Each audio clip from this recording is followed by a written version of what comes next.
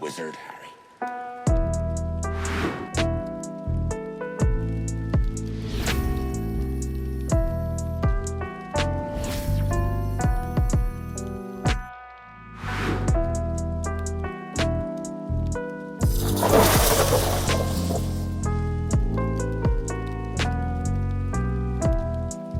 What's up, wizards, witches, and muggles? It's time to hop on the Hogwarts Express and go back to school. Welcome back to Potter Watch, a podcast within a podcast where the Fantasy Files and friends go through the entire Harry Potter series, book by book and movie by movie. We are your magical co-hosts, Spencer and Gabe, joined once again by Katie Roome from Periapsis Press and Garrett from The Last Call.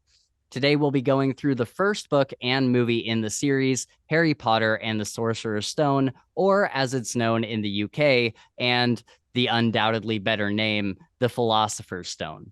We'll be going through general opinions on the book and movie and go through many of the plot points throughout the story. Now, just a heads up, we will be spoiling everything in the Harry Potter franchise.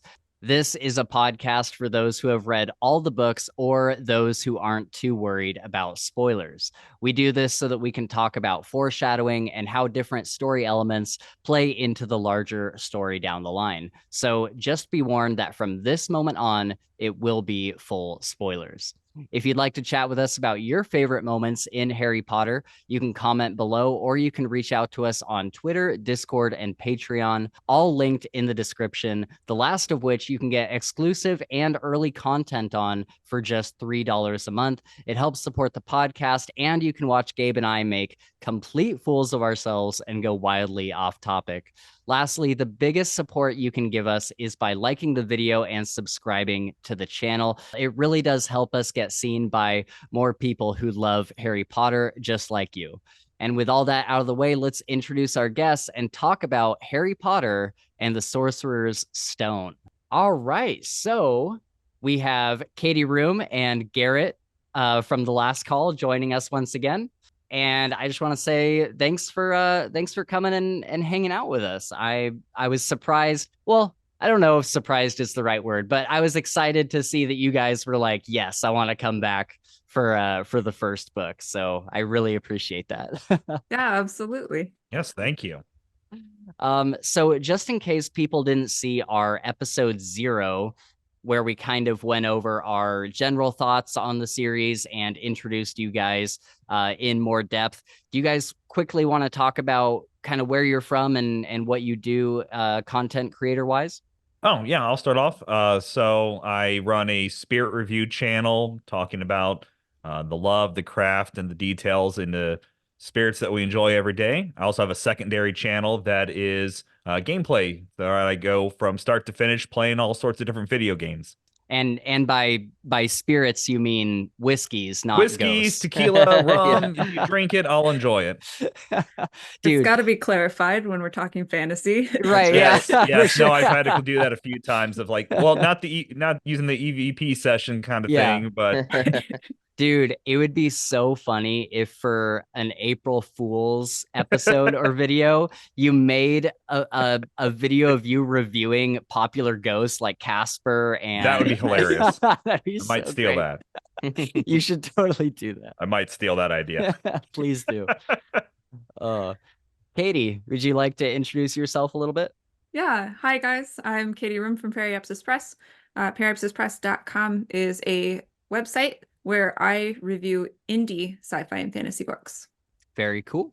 And I will have all their stuff linked down in the description if you guys would like to check them out. So first on the agenda is, and by the way, yes, I did. I got a wand for Christmas. One of my friends gave me a Sirius Black's wand. Oh, cool. And so now I'm kind of like, do I need to get a new piece of like the outfit every episode? Like the next time, do I need to like get the scarf and then the robe? I kind of want to I kind of want to just keep adding to the absurdity every episode. Nice. But yeah, so Gabe just finished the books for the first time as an adult recently. Yep. And I think I was kind of confused on the last episode because I thought I felt really bad later because I thought you had already read all of them. And so I'm just spoiling stuff left and right. Yeah, no, it's okay. You know how I am about spoilers. Yeah. It doesn't really bother me all that much. But yeah, I wanted to get your thoughts on going through the series for the first time. I know you texted the group and you were like, wow, I just finished this and Yep. I am blown away. So yeah, I mean that really just kind of sums it up, blown away. I was, the thoughts I had, when I was reading it, it's kind of cool because it's like two sides of a coin. I did read it before and I've seen the movies before, but of course now it's new again. And so going through it, it was kind of cool. Like, oh, I totally remember that. right. Bringing back memories and that. But yeah, I was really impressed. It was incredible story, awesome writing, and just like one of those things that's obviously, down in the history books.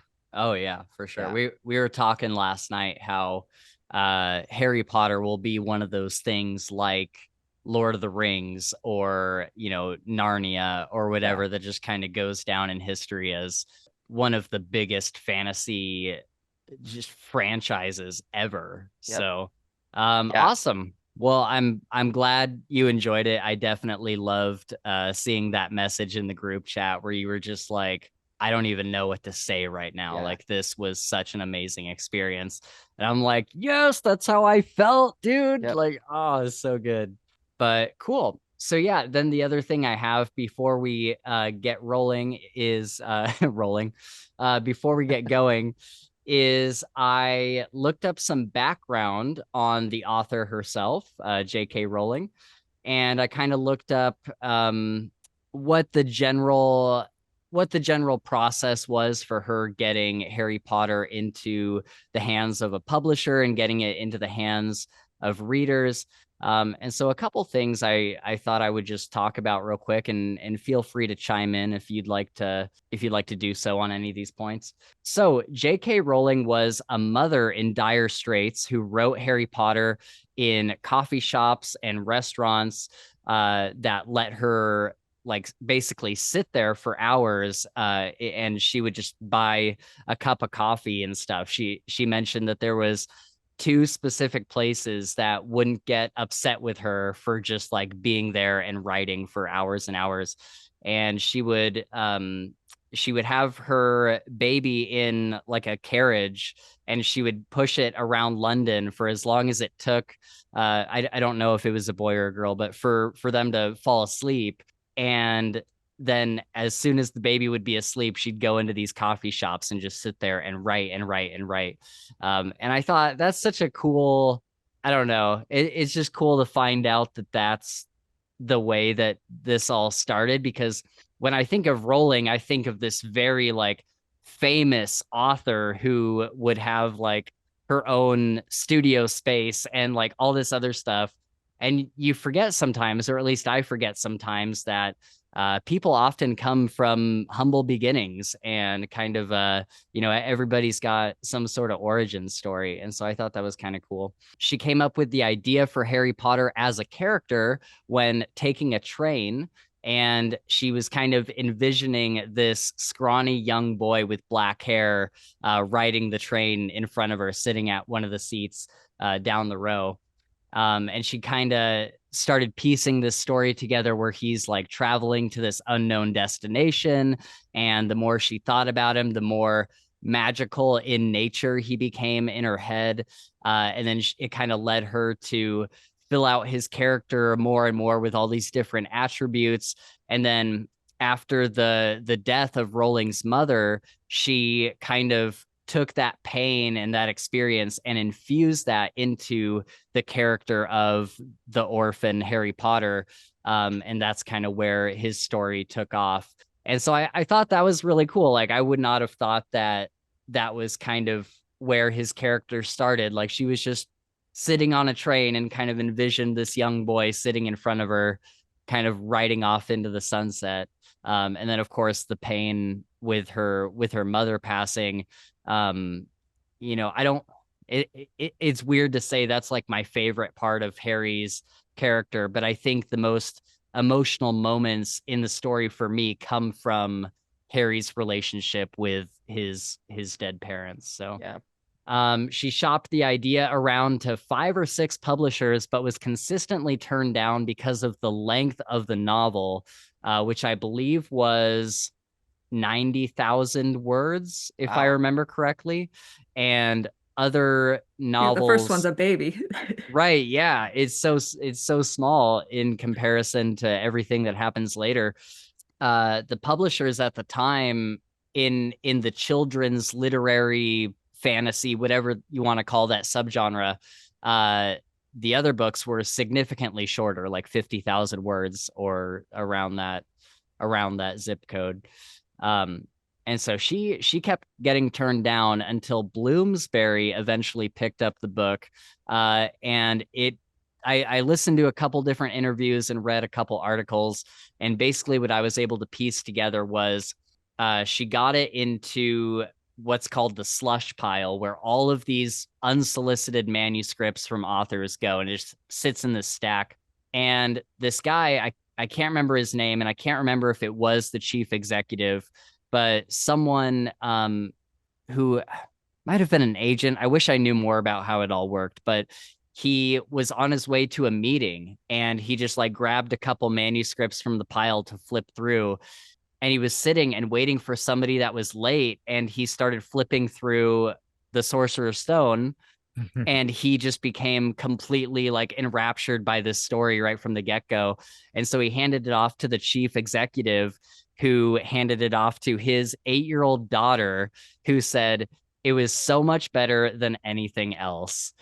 I'm like, dude, that is such a cool way for your story to get picked up. Like, just like this random guy who was waiting for, well, probably not a random guy, but this guy who was waiting for like this random meeting just happened to be flipping through it. And he was like, some time. And he was like, oh, I actually really like this. And then they passed it off to the guy's daughter, who is just like, yeah, this is great. Like, you should, like, what more, what am I trying to say? Like, how much more confirmation do you need? Validate. Yeah. That's what I say. Yeah, if your daughter is like, no, this is better than anything else that I'm reading right now, that's so cool. That's awesome. And then before publication, they changed Joanne Rowling, which was how her name was originally going to appear on the books. They changed it to J.K. Rowling because they were afraid that young boys would not want to read a book by a female author. And this is kind of interesting because it's like, I don't know, like I didn't read much as a kid, so I don't know if I was like a 9-year-old boy or something, I don't know if a woman's name on a cover would like turn me off to it, or if I would think like, oh, that's a book for girls, or I would like to think that I wouldn't, but when you're 9 or 10 years old, I don't know.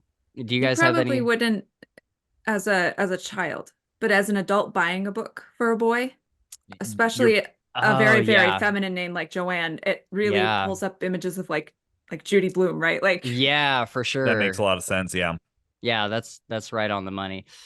Yeah, so they changed it to J.K. Rowling, and I don't know, it's so interesting to think that there could be an alternate universe where she's known as Joanne Rowling. Like every time, it's just like, obviously we all know that that's her name, but J.K. Rowling is just it's such a famous name that it's like, I couldn't imagine it being anything else. It really makes her fit too with like a larger, if we're talking about some of the big names in fantasy, right? Yeah. Well, we already mentioned C.S. Lewis and J.R.R. Tolkien, right? So to have her name sort of fit, it genre-wise really solidifies her, I think. That's as a more serious fantasy author. That's true. Yeah, it almost makes you wonder, like things like the butterfly effect, like one little thing gets changed and it can spin off into either direction. And it almost makes you wonder that if the name had stayed Joanne Rowling, like how much different the series would be received, or if it would have gotten as big, even though it seems like such a small thing. Yeah, like I said, it's hard to imagine her name being anything else. Anything else, right? The first book was very successful with almost no publicity or marketing except for schoolyard chatter and recommendations. And initially, they had only printed 500 books. And I forget if it was 200 or 300, of which all went to libraries. And so the first book probably did not, it probably got very popular, but it didn't sell a lot just because there wasn't a lot of it to sell. And most of that, at least the initial stack, was all going to libraries. But I think that might have been a good call because, you send these things to libraries and they get picked up by kids who who talk about it to other kids. And that was kind of what I was seeing in this interview, was that there wasn't a big marketing push behind that first book, but it got into kids' hands and they told other kids at school, you have to read this book. It's so good. And then they'd all be talking about it on the playground, so to speak. And so I don't know. I thought that was cool, kind of like a really organic way for it to take off. And then Rowling was quickly given the money to continue the series. I think they paid her for the next 2 books up front. And she was able to start writing those and got those done fairly quickly. And then it took off in America. It got bought by Scholastic. And then they changed the name from Philosopher's Stone to the Sorcerer's Stone, because they thought it would be easier to sell that way, because they were afraid that kids wouldn't know what a philosopher was. They would know what a sorcerer was because of like Mickey Mouse and Fantasia, like he was a sorcerer and that name was kind of like thrown around, right? Makes sense. Yeah. But it's like, I don't know, like when I was a kid, I don't know if I would understand what a philosopher was. So on the one hand, it's probably a good choice, but Rowling said in the interview that she tried to fight that. She did not like them changing it to Sorcerer, because the whole thing behind the stone, the Philosopher's Stone, it's like a real thing in mythology and like alchemy. Like it's something that people really tried to find way back in history. And it was called the Philosopher's Stone, and it was tied to alchemy, which is tied to philosophers. And so she was like, the sorcerer thing just doesn't really make sense in the way that I'm trying to present this. So she didn't like it that much. But it was just the title of the book, though, right? In reading the book, don't they call it the Philosopher's Stone? Like actually in. No, I think they do call it the Sorcerer's Stone in the actual text. Yeah, I think so. Yeah. That's a bummer. Yeah. I grabbed the wrong book. Oh, well. You grabbed the second one or something. Insult the book. I've got the British version though, so I could look and I could prove that they did use philosopher. So yeah, can I see it? What's the cover look like? Oh, here, let me move. Oh, cool. Yeah, that is cool. I like that a lot. Yeah, I came across a guy selling it on Facebook Marketplace, the whole set, and I was like, so I'll take it. Yeah, see, that's what I need to do. I'm trying to find really cool editions of Harry Potter. I don't think there's been like a leather bound set or anything yet, right? I haven't seen anything about it. I don't think so. I don't think so. Not that I've seen of, at least. I would love to find like a really nice special edition of Harry Potter, because if any series deserves it, it's certainly Harry Potter. Okay, so let's kind of go through some of our general thoughts on the first book and movie. I'm assuming that we all over the past couple weeks or whatever, we read the first book and watched the movie. I'll throw it over to our guests real quick. Do you guys have any thoughts on the initial book and kind of its place in the bigger story? I'm inclined to think most things are not necessarily as well tied to the end as people think looking back, Oh, okay. I tend to think that she left herself a lot of hooks that she could build out. I think that's probably more her style, and she did it so successfully. Yeah. But as it is, even just by itself, I think it's fantastic. Yeah. And it holds up. Well, I think it's a great book for all ages, as you've experienced yourself, as a kid. Because I remember reading it. I think I was in originally maybe seventh or eighth grade, somewhere right around in there. And rereading it now again, it's the theme and everything still does such a great job for me as an adult to kind of understand things a little bit more. But even as a kid, there's so much more just mysticism to it all, and it just does such a great job for both age groups to really enjoy something. And especially in the fantasies, I don't know if there's how many series out there that can do such a good job for younger kids to really enjoy it to adults. Yeah, it's kind of like the series that parents will read to their kids. And I have to imagine that it's specifically because of that, because the parents can enjoy it just as much as the kid is. And well, I'll pass it over to Gabe real quick so you can talk about your thoughts. What do you think of the first book? Yeah, comparatively in the in the series, the movie was incredible, and it was so cool to watch that again. When I read it, the first one, obviously it's the origin kind of, it's the start of this journey that goes on, but for some reason hook up well to a lot of like those first books. So I liked it, but I certainly liked the other later ones ones better. Yeah, for sure. Understandable. Yep. Yeah, you're definitely, I've noticed that I tend to be the one on the podcast that really likes the beginning books, and you really like the later books for sure. Yeah, I think this next to it's gonna get really hard to rank these when we start getting enough books in to rank them, because definitely.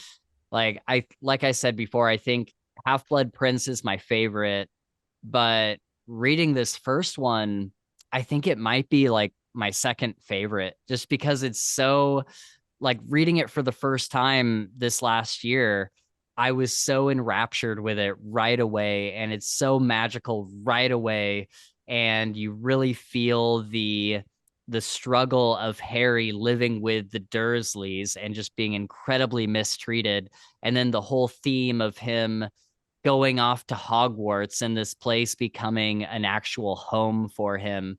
And this is kind of like where it all starts, and where he starts to love Hogwarts and love just wizard kind and all this stuff. I think it just it holds a special place in my heart for sure. What did you guys think of the movie? How did you guys feel like that held up to the book? Up to the book, or up to a return watching? I guess either. Just any general thoughts on the movie. You can either compare it to the book or how it stands on its own, or whatever you feel like. I think this watch through, I was really impressed with the special effects, particularly of the flying. Yeah. There's a lot of three-dimensional elements in there that your mind just brushes over because they're placed side by side or immediately following, right? Shots of people's faces, people's genuine, like the actual actors doing things. Correct. They do a good job of blending the two, that you don't focus on the age of the CGI effects going on. Yeah. And I wonder, I would love to see some behind the scenes stuff, because I wonder how much of it was because it was in 2001, right? Yeah. And so it's like, how much of that was like CGI and how much was, actual effects. I forget the term for it right now, but actual like physical things that are happening, actual like sets and actual like, I don't know, different like effects that they're doing there in person. I would love to see how much of it was green screened and how much of it wasn't. Because that was something I said to Gabe last night. We did a watch party and watched it together. And there's a scene where, well, first of all, I remember the third movie from when I watched all through the movies like a few months ago. I remember from the third movie on, it being very impressive, cinematography way, just the way like the angles things are shot at, and like the overhead views of things that were, and just like the castle, all the cool things they did with that film wise. And when we were watching this last night, I was like, man, this still looks really, really good. Like this, like just, and I don't know if we were watching maybe a remastered version or something. I'm sure we were. I'm sure it's been reworked to be put on HBO and whatnot. But it looked so crisp and clear, and there was still like the cool like panning shots around the castle, and just little like kind of moody shots of like looking down through a window of Hogwarts that was just like one of those shots that are in between scenes just to kind of give you a little break in between them. And I'm like, man, the filming is so good. Just the whole mood of everything, just the look of the castle and how they shot it. So amazing. You could definitely tell after the first movie was such a success that they were given some more budget and a little bit more freedom to kind of have some more, for lack of better words, on trying to create an even more magical movie. Oh yeah, without a doubt, without a doubt. And sorry, go ahead. Cast. I just want to shout out the cast because those kids are so young, 10, 11, 12 years old between, Hermione, Harry, and Ron, and they do such a good. It's just, it blows my mind away that a kid could, have that much drive, and understood his, basically his role or her role. So I don't know, it's really cool. Little off topic. Have you guys watched the anniversary that's on the HBO? No, I've been meaning to. Okay.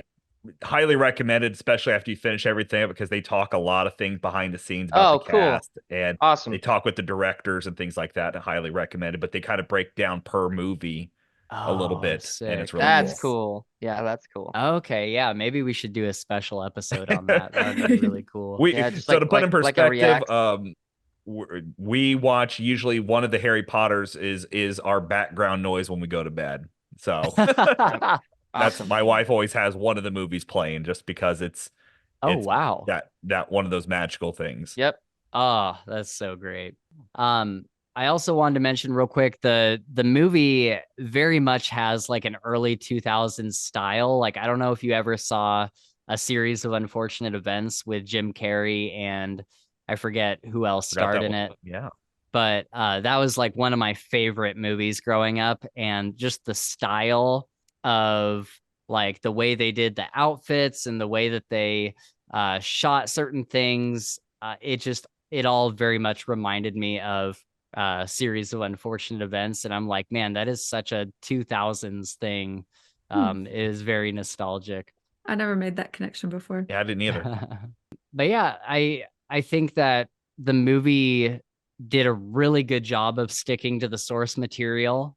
Some of the later movies kind of split off a little bit, especially like Seven or Half-Blood Prince, that kind of splits off, and Goblet of Fire splits off a little bit.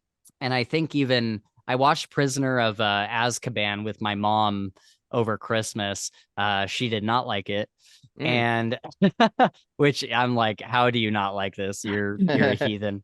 But yeah, there was multiple times in that movie where I was trying to explain things to her because it wasn't getting explained in the movie. I'm like, well, in the book, it's more clear on like who the Marauders are and like what they're doing and how they all kind of connect with each other. But in this movie, in the first movie, I was like, man, I really don't have too many complaints as far as like the differences. Like there were a couple. They stuck to the source material pretty close, it felt like. I mean, there was maybe a little bit of context here or there that wasn't brought in. Yeah. But man, I feel like they did and that's a hard thing for books to really transition into movies. Yeah. And they did a really good job. Yeah. All of the times that they changed something, I was like, oh, I totally understand why they had to do that. Like with like in the book, Harry goes flying on his broomstick and he goes and finds Snape and Quirrell out in the woods arguing. And in the movie, it was when he was heading to the Mirror of Erised, and he like sees them in the hall when he's under his cloak. And I'm like, I totally get it. I'm like, just combine the two things, and you know, that's kind of where that plot point lands. I'm like, that makes it a lot worked of well sense. with that, like you Yeah, said. So for sure. it didn't feel totally out of place or kind of like what's going on here. It just really, they did a good job melding that together. Unless, of course, you look too closely at that scene and you realize that Snape suspects that he's being spied on by someone who is invisible, which has happened to him before. Yes. And just is like, must have been the wind, right? Like, right, yeah. He just writes it off. Yeah, he even like grabs at him. He reaches out. And I'm like, would you not follow that line of thought down the hallway? Like, the last thing I wanted to ask about the movie is, which actor for Dumbledore do you like most? Do you like the guy that's in the first couple movies, or I think it's Michael Gambon that's in the rest of them? I forget the name of the first Dumbledore. I don't know. I might be in the minority here. Richard Harris. Richard Harris. Okay. I like the second guy. Yeah. Me too. I think I know a lot of people feel that he's too loud, but I think he conveys power more. Exactly. In a way that the other guy doesn't. And like a gentleman's power under control, right? Right. As opposed to older guy who's soft-spoken because he can't raise his voice. Right. You know, so that's thought as far as actors. I totally second that. I'll agree with that, definitely. It was actually, it kind of, I unfortunate, ironic, but it kind of did a good transition to him as well, because as the movies progressed, we started seeing that other side to Dumbledore. So I was just about to say that. Yeah. Yeah, that's a great point. Yeah, I think the first movie is better for having Richard Harris. And even Gabe and I were saying at some point in the middle of the movie last night, Gabe was like, they changed actors later on, right? And I'm like, yeah. And he was like, I think I like the other guy more. And I'm like, that's a totally fair opinion. And then as we got to the end of the movie, he's like, dang, but this guy is so good as Dumbledore. Yeah. He does such a good job of showing like the kindness and gentleness of Dumbledore. And, you know, I don't want to be the one that's like, oh, I like this guy more, because I don't know if I do, but I think that he was better suited for the first movie or two. I can't remember how many of them he's in. Was he in the second one as well? Wait. Now you've got me doubting myself. Yeah, I'm second guessing myself. I think he was in 2. I think so. Like he did a good job of bringing, like you said, Garrett, that side of Dumbledore that we see more at the beginning of the books. Just that kinder, softer, more like friendly dad energy or friendly grandpa energy. To Harry's interactions with him. Right, which especially at his age and with everything going on at that point, I think was well suited for him at that age and that role. Without a doubt, yeah. I think he conveys as well the dry wit of Dumbledore. Yes. Better. Yeah. I think that, you guys, I've already forgotten the 2 actors and who's who. Michael Gambon and Richard Harris. Yeah, which one's which? Oh, Harris is Richard Harris is 1 and 2. Okay.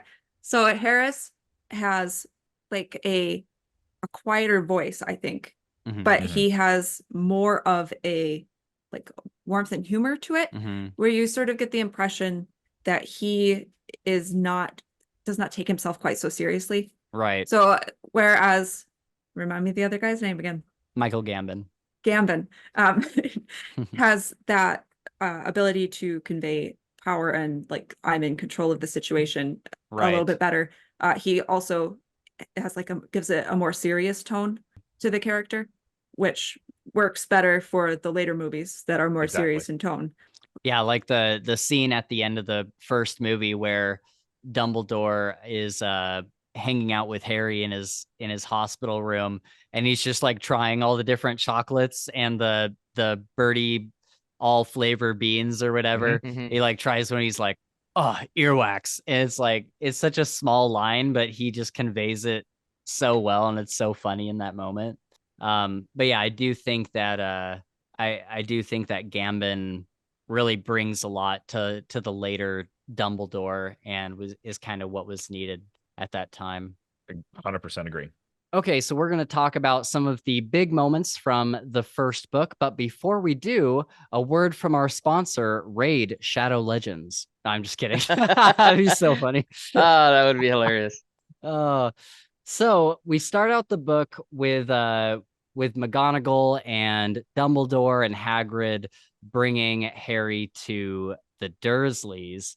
And I just love this first chapter. Like I love it so much. I think it's the perfect way to set up the book, because then you're not just starting with Harry Potter being, whatever, an 11-year-old or whatnot, and you're trying to figure all this out along with him. You have some background info to be like, okay, so there's something bigger going on. There's a bigger story at play. All these people are involved, and you find out in that first chapter that he's famous, and you find out that there's some mystery around how his parents died and all that kind of stuff. Did you guys have any thoughts on how this book kind of started out in that first bit? I think it's an example of a really great starting chapter that has very little actual quote unquote action.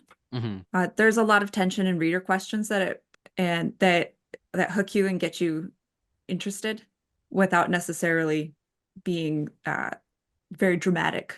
Yeah, I liked how it's interesting because McGonagall is telling Dumbledore, like, Harry is gonna be famous, and like, why are we leaving him with the Dursleys? And Dumbledore is kind of like, yeah, that's why I'm leaving him with the Dursleys, is because part of Dumbledore's, we talked about in the previous episode we did that this read through, I'm kind of focusing on Dumbledore's plan for this whole thing, because at the end of the series, you realize that he's kind of been there every step along the way, and he's been more involved than you originally thought he was. And this is kind of part of his whole thing, because James Potter had a big head on his shoulders. He was kind of a jock who, we find out in later books, was not like the nicest guy around school. Like he was kind of I kind of see him as like a bit of a bully. I think other people have like differing opinions on James Potter, but I see him as like not really a great guy. And so, he's got this big head on his shoulders because he was good at Quidditch, and he was good in school, and he was, whatever. He was kind of like one of the popular guys.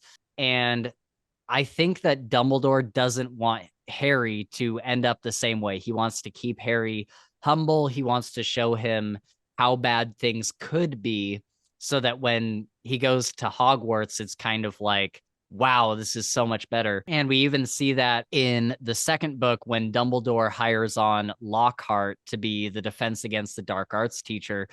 And with every Defense Against the Dark Arts teacher, you got to remember that Dumbledore, like, he mentions or people mention like, oh yeah, he couldn't figure out who to hire for that position this year, so they hired on this random guy. Dumbledore has a very wide pool of wizards to pull from, especially all of the Marauders and the Order of the Phoenix and all of them. He's got a big group of people he can pull from. He hires Lockhart to show Harry what fame going to your head looks like and how that can over amplify your ego.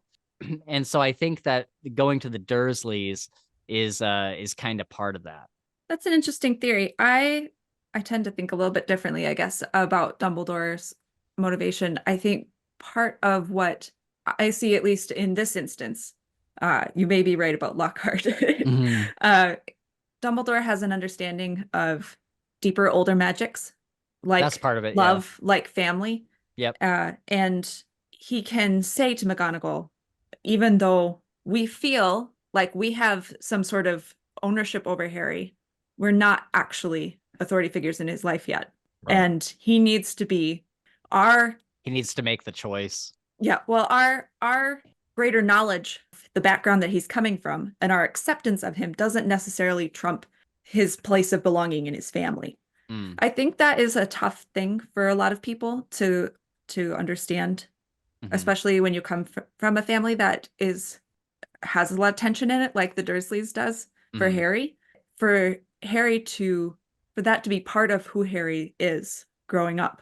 I think you're right that it does contribute a lot to him not becoming like his cousin, right? Not becoming like Draco, like Lockhart, these sort of negative examples in his life. But I think at the same time that was where he belonged. Yeah, because the Sorting Hat even says later on when he gets the hat put on his head, it mentions that Harry has desires of power and wanting to prove himself and that kind of stuff. He has that like Slytherin part of him in him. And so if he had grown up in a house like the Malfoys, or if the Dursleys had even treated him more like Dudley, it's very possible that he would had more of those tendencies. Right. Yeah, I like that, Katie. I liked it. So for my movie note on this scene, I loved seeing the Deluminator or the Put Outer. Him holding it up and like pulling all the lights from the lampshades and then sending them back at the end of the scene. And it made me think, like, went back and looked at that first chapter, and they call it the Putter Outer too. And so I'm like, did she just not name it the Deluminator yet? Or I thought that was so weird. It was probably Lost Speak. They couldn't put Putter Outer in the formal will. You've got to name it something, Dumbledore. Come on. Right. It's Putter. That's what it does. What do you want me to say? Yeah. McGonagall says, he has a scar on his forehead. Are you going to do anything about that?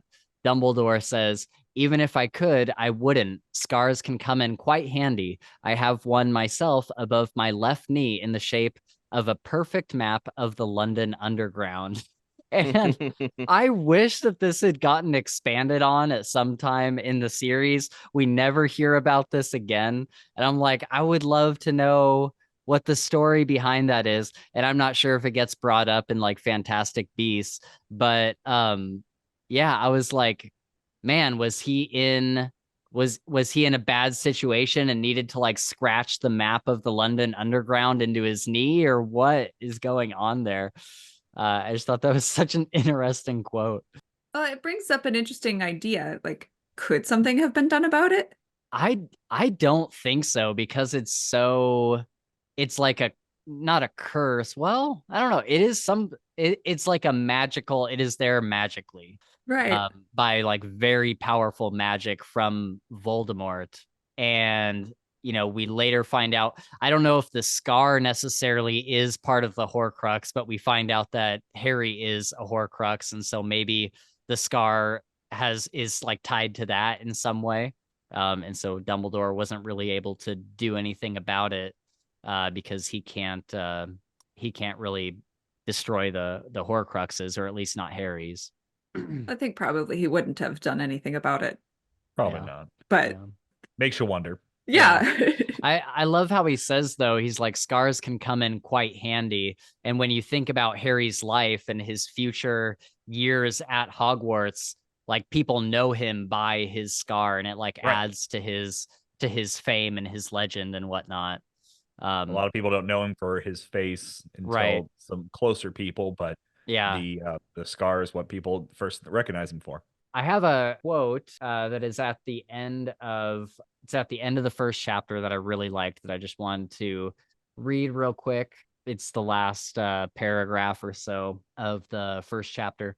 Dumbledore turned and walked back down the street. On the corner, he stopped and took out the silver put-outer. He clicked it once, and 12 balls of light sped back to their street lamps, so that Privet Drive glowed suddenly orange, and he could make out a tabby cat slinking around the corner at the other end of the street. He could just see the bundle of blankets on the step of number 4. Good luck, Harry, he murmured. He turned on his head, or he turned on his heel and walked with a swish of his cloak. He was gone.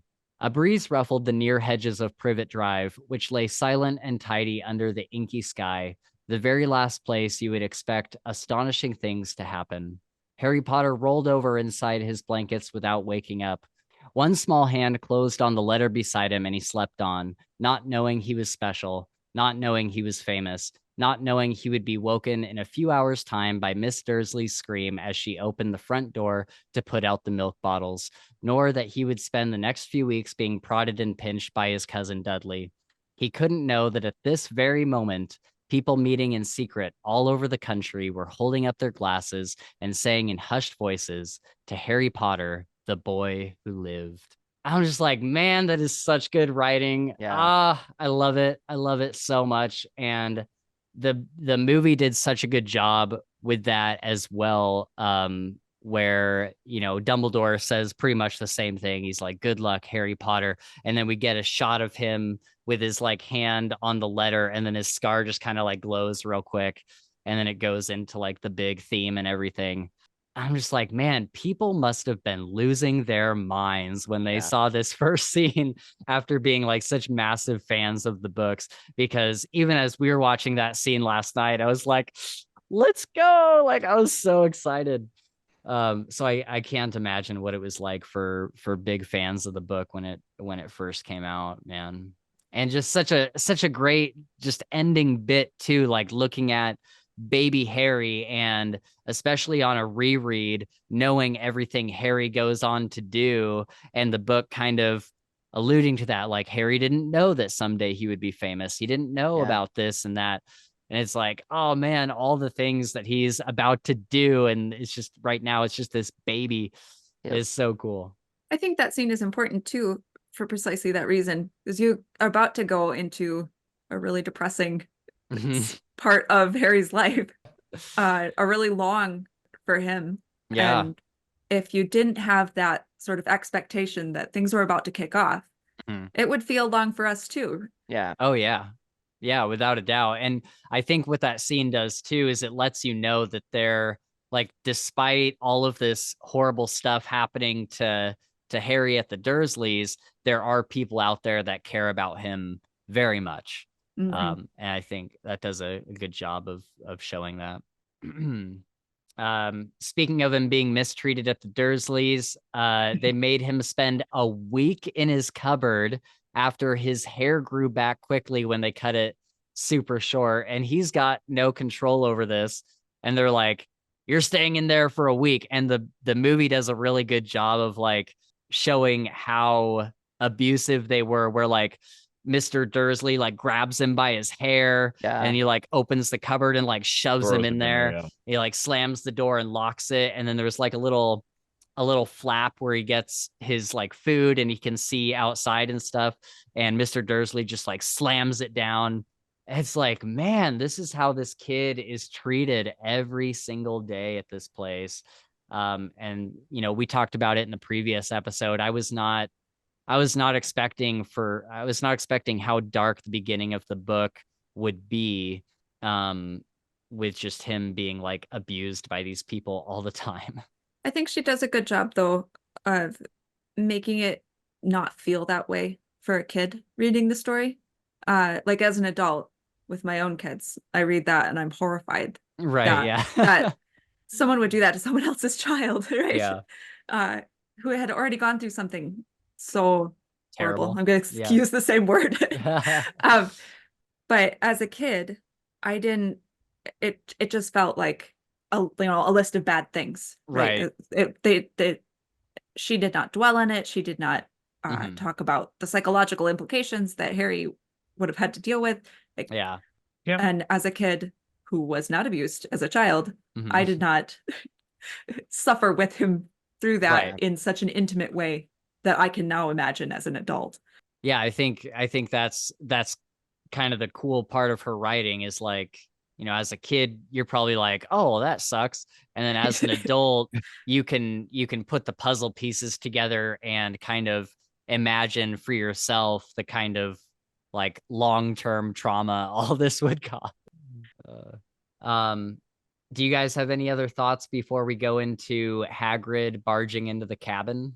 I think one of the things that is often overlooked or skimmed over, and I think they did a wonderful job casting in the movie, his aunt and uncle are very physically defined.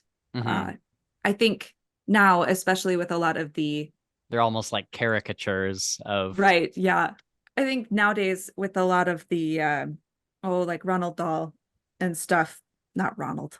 Bro, Yep, that sounds right. You guys know Roald who I'm Dahl. talking about. I know who you're talking about now. Like people going back now that they're in the public domain and like editing things so that they are more user friendly. Yeah, right. Like a politically correct, but it's way beyond that, Oh yeah. Whereas in the first Harry Potter book, they are almost cartoony in their exaggerated features, and in such a way that again kind of allows you to take a step back and say, well, this isn't going to be quite as real in its implications because it's so overblown. Yeah, it's a good point. I just and they're interesting and funny. Yeah, and it lets them be interesting and funny. Yeah. Even like certain things that Mr. Dursley says, like, as much as I hate him, were making me crack up. It wasn't so much something he said, but he's like trying to close up the mail slot, and the text says that he was Uncle Vernon trying to knock in a nail with a piece of fruitcake Aunt Petunia had brought him. I was just like, what is this? Or when he's like looking through the mail, there's just like this offhand comment where he's like, oh, this letter says that Aunt Marge got sick from eating a funny whelp. It's like, what?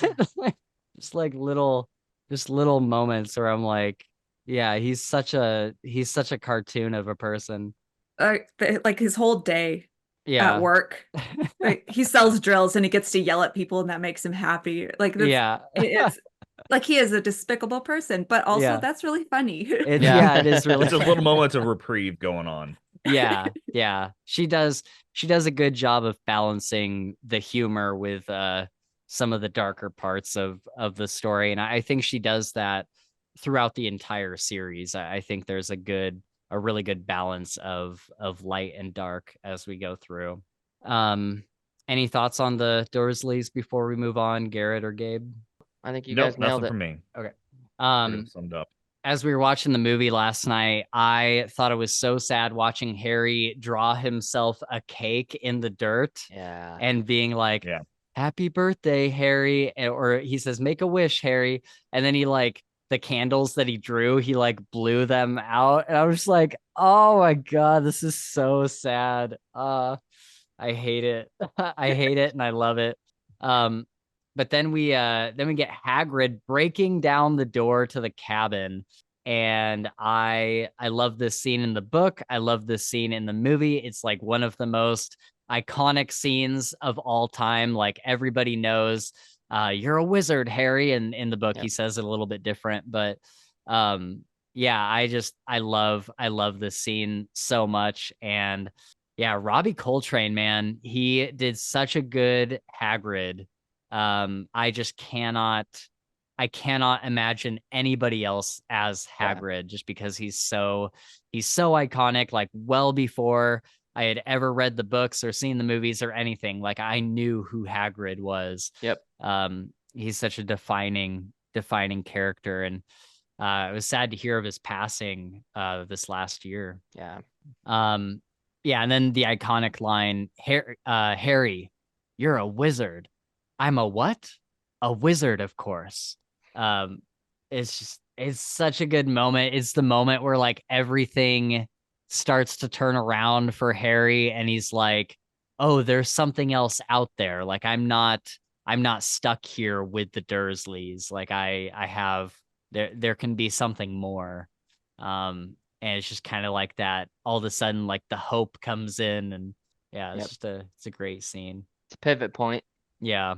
I love the quote, in danger of being speared on the end of an umbrella by a bearded giant, Mr. Dursley's courage failed again.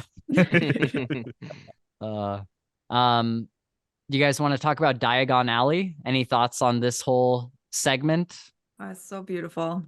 I will say that, kind of aside on that, on Diagon Alley, if you've never been to Universal Studios with it will make you just stand there in awe. My wife and I went a couple years back down to Florida and got to experience that, and it was just pulled out of the book. Oh yeah. Like how the shops look, the hustle and bustle, but just people shopping and doing things, and it fits so well from the movie and the books to real life, and it was just amazing to see. That's cool. And the how it's portrayed in the movie, I think they did such a great job mimicking what's from the book as well. Yeah. That's awesome. Ever since like going through these books, I'm like, I have to go to the Florida location. Like I gotta check it out.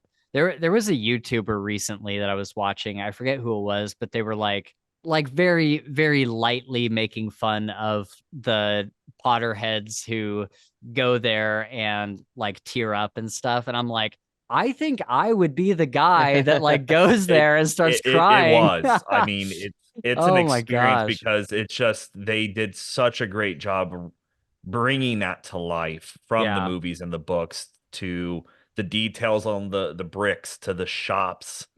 It's just it comes to life to a T. that's so great. So is the castle, is it just in the background and you look at it, or can you go through? There's a ride inside the Yeah. castle Oh, itself. okay. So it's one of the rides, but you can get really close to it from the outside. They do a light show on the outside of it at night and things like that, and it's really cool. Another thing I was just thinking about for, the scene going to Diagon Alley is that it's kind of the first time that Harry goes to a place that is meant Right. for him, right? Yeah. And so it's kind of a cool thing to think about considering like, he just walked into like his new world, kind of. Mm-hmm. Yep. So that's cool. 100%. And him getting like recognized at the bar right outside Diagon Alley, and everyone being like, Mr. Potter, let me shake your hand. And he's like, wow, this is something else. Like for the first time, he feels included and loved by people. Man, is so good. The movie's kind of changed the events, and I think it's for the better, because the movie has him go straight from the cabin that night to Diagon Alley and then straight to Hogwarts. And I think that I like that more than how the book did it, because there's a lot of stuff in between. Like it gave Hagrid and Harry more time to like talk and hang out, but they spent the night at the cabin basically, and then left in a boat in the morning, went over to Diagon Alley, and then Harry got sent back with the Dursleys and then had to go to the Hogwarts Express. And I remember when I was reading that, I'm like, why did Hagrid not just like take him straight there? But yeah, I definitely liked how the movie moved that along a little bit better, I think. And also it must have been so much fun to film that scene. Oh man, just everybody dressed up and like bustling around, and Harry and Hagrid walking straight down the little alley is such a cool shot. It's so great. Oh yeah. Any thoughts on the Ollivander scene? Other than it being awesome? No, I mean, again, this is kind of Harry's first foray into this new world, and a part of being in this new world is that wizards and witches have wands. That's how they express their magic in most cases. So, having kind of Ollivander, who is a specialty wizard that makes these wands, the only person, well, as far as we know now, that does, have him personally find Harry a wand, and of course that wand is a match to, the sister wand, so it's pretty cool. I like how in the book Ollivander is kind of a weirdo artist type, Yeah. right? Like he's like Harry's like, there's something off about you, right? Yeah. He's like the Einstein of wands. Yeah. And he remembers every single wand that he's sold. Like he knows them like very specifically. Like even I forget who he talks to at some point. I think it's Hagrid, and he's like, oh yeah, your wand was like 13 inches and it was really like flimsy or whatever. And like he knows the exact details of all the wands that he's sold. And he's kind of like, I don't know, would you call him like morally nebulous, like a little bit? Because Gabe and I were having a conversation last night when we're watching the movie, and he was like, yeah, like that's the sister wand to Voldemort's, and they're made from the same like phoenix feather and all this stuff. He's like, you can do great things with that wand. He's like, after all, Voldemort did great things. He's like, he did terrible things, but he did great things.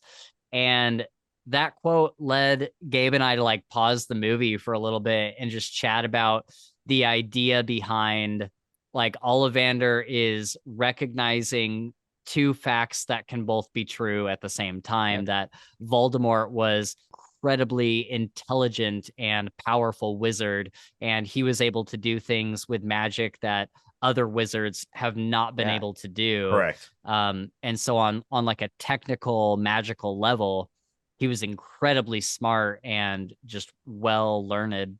He accomplished great things in the sense of great being, these feats of intelligence that nobody else has done before. Very impressive magic. Well, just exactly the kind of thing that an artist cares about, right? Like, right. Exactly. Yeah. He took my wand and did amazing things. That's and true. Then he had just enough social awareness to be like, oh yeah, he killed they were terrible things. And he was also evil. And he's also a terrible person. Yeah.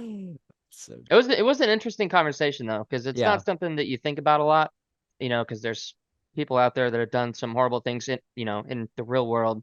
Yeah. And you think about the scope of some of the things that happened, and the scope is great. Like they're very incredible feats of like human engineering and intellect, but also like just you killed a whole country.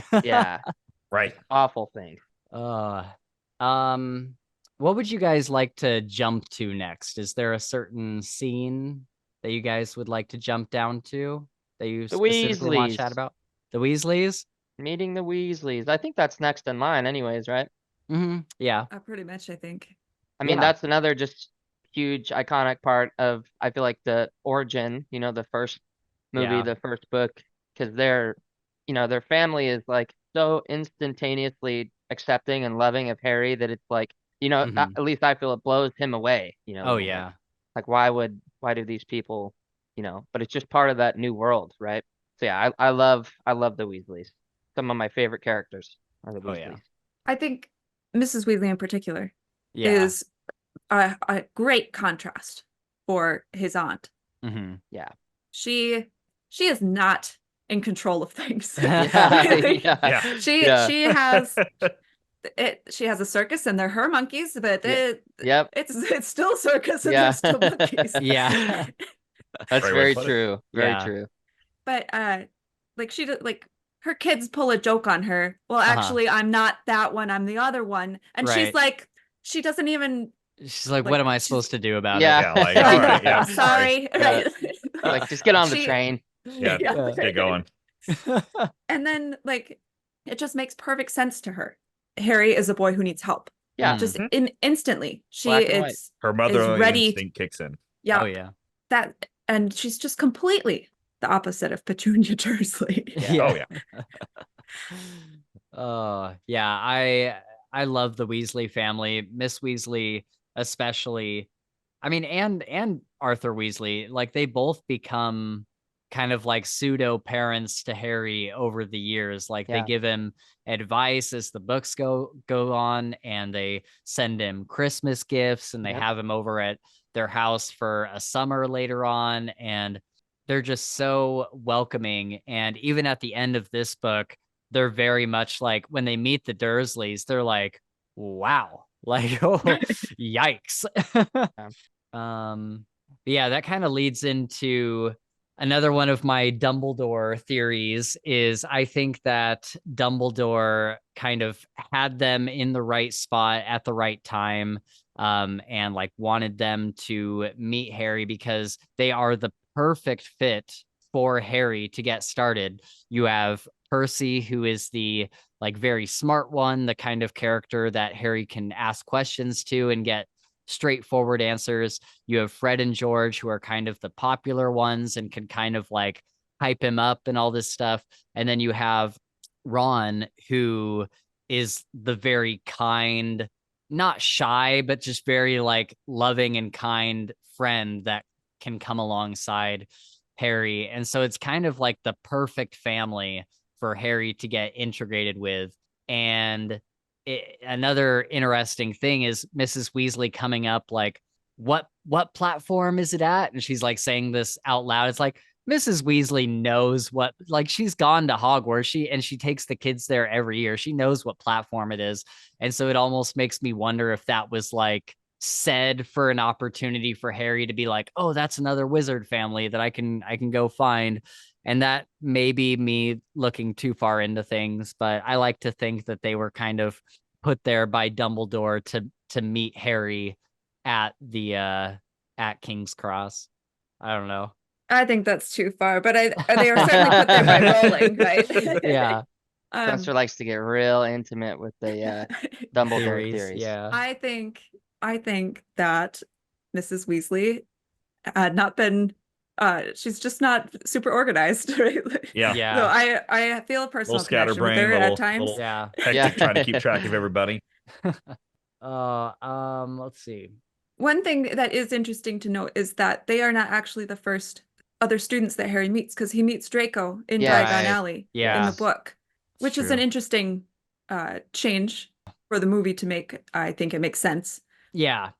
Gabe and I were talking about this last night, where at first I was kind of like, oh, he's supposed to meet Draco. Like, typically for me, I know people not everybody hates this, but some people hate this. Whenever something's different, I get a little bit of a ick, like a little bit of like, oh no, it needs to be the same. But when, we got through the train scene and I was like, oh wait, he didn't meet Draco on the train. That's weird. And then it happens later in Hogwarts before the Sorting Hat. Right. And everything that was said in the multiple scenes where Harry met Draco was said in that one scene. And I was like, honestly, that makes perfect sense for all that to happen just at one time. And what a wonderful shot to have it all done on a stairs. Oh, you get some really nice dynamics of Draco stepping up and being like, I am better than all of these people, and you should come with me. And then you have McGonagall come up behind him as like, what do you get back down there? Yeah, you run. Oh, you're so tall. Yeah. First year, get back in line. One thing I wanted to mention before we got too far from it, what are the things called that, like in Goblet of Fire, they go to the boot and port key.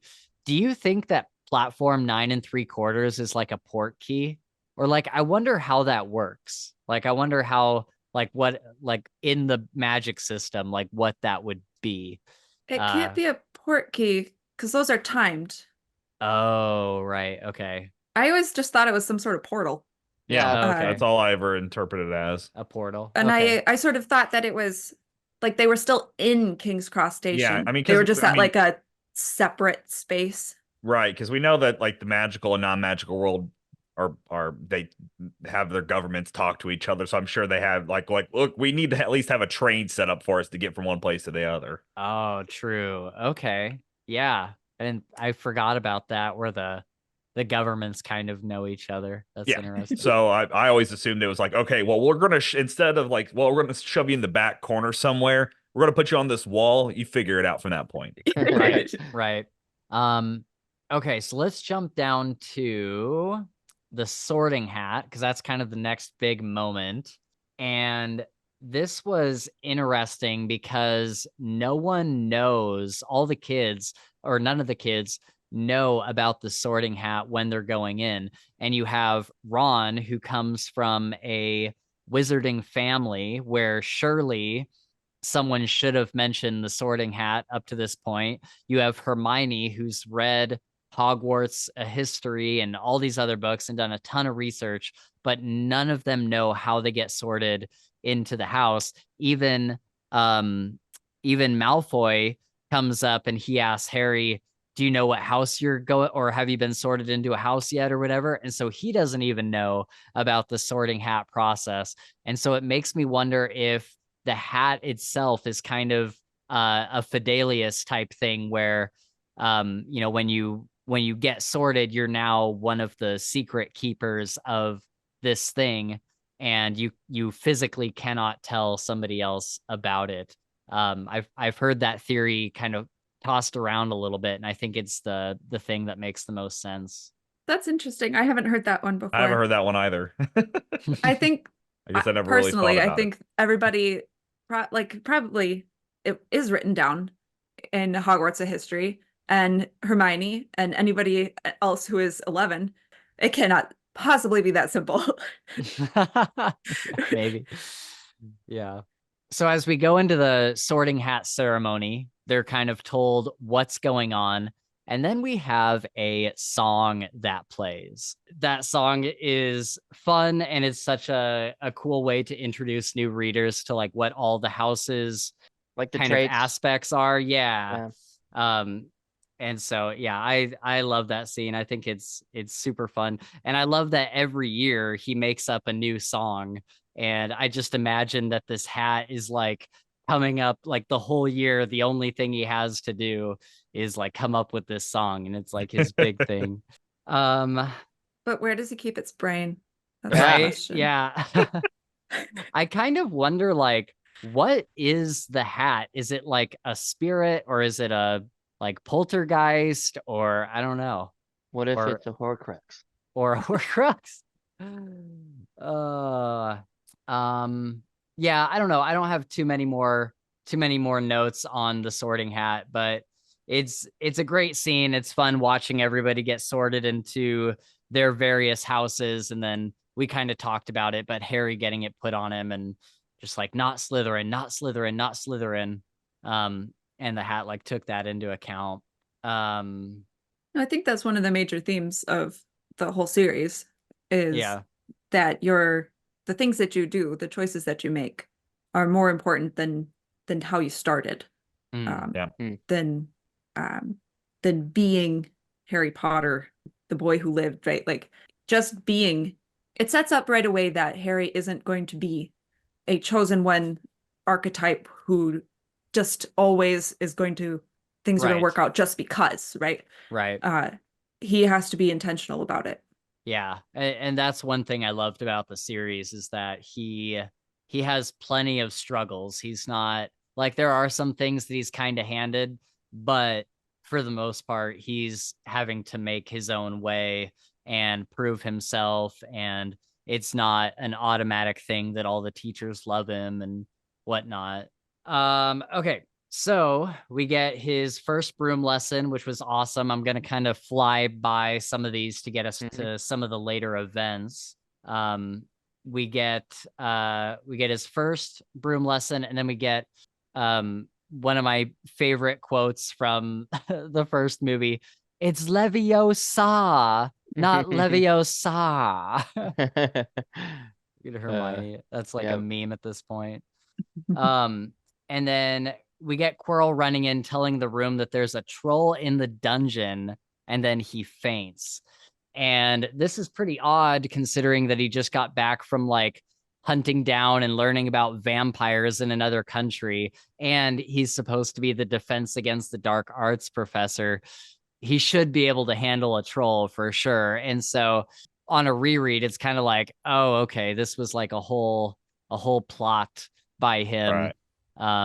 And I would guarantee that I don't think Dumbledore is ever really in the dark on a lot of this stuff. I don't think he knew that Voldemort was on the back of Quirrell's head, but I'm sure that he knew that Quirrell was like I'm sure that Dumbledore was directing Snape to get close with Quirrell and kind of figure out what his plan is. He knew that Quirrell was like on Voldy's side. And so it's kind of interesting on a reread to see Dumbledore be like just very calm and just command the room. And he's like, prefects, take your guys upstairs. The rest of us will go down and deal with the troll.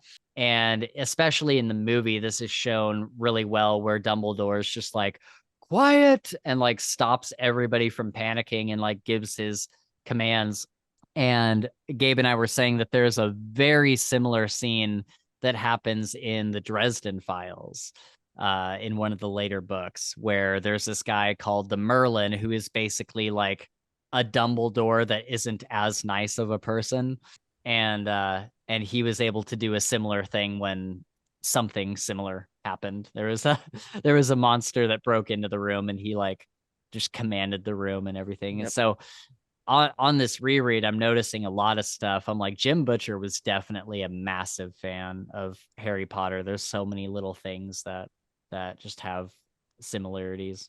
Ron distracts the troll and perfectly casts Wingardium Leviosa to grab the club from the troll's hand and drop it on its head. And I'm curious, what did you guys think of this scene in the movie? Do you guys have any thoughts on this? Troll looks fantastic. I was going to say the same thing. For its age, I give that credit, man. Oh yeah, for sure. Well, and they're all interacting with it. It's right. It really is a feat considering, it was literally 23 years ago. Yeah. 2001, 2002. Right. Yeah, it's pretty wild. And I think like the book, it describes this troll and it describes it like crashing into things and whatever. And me as a reader, I can like picture it, but I'm kind of like, okay, it's a troll.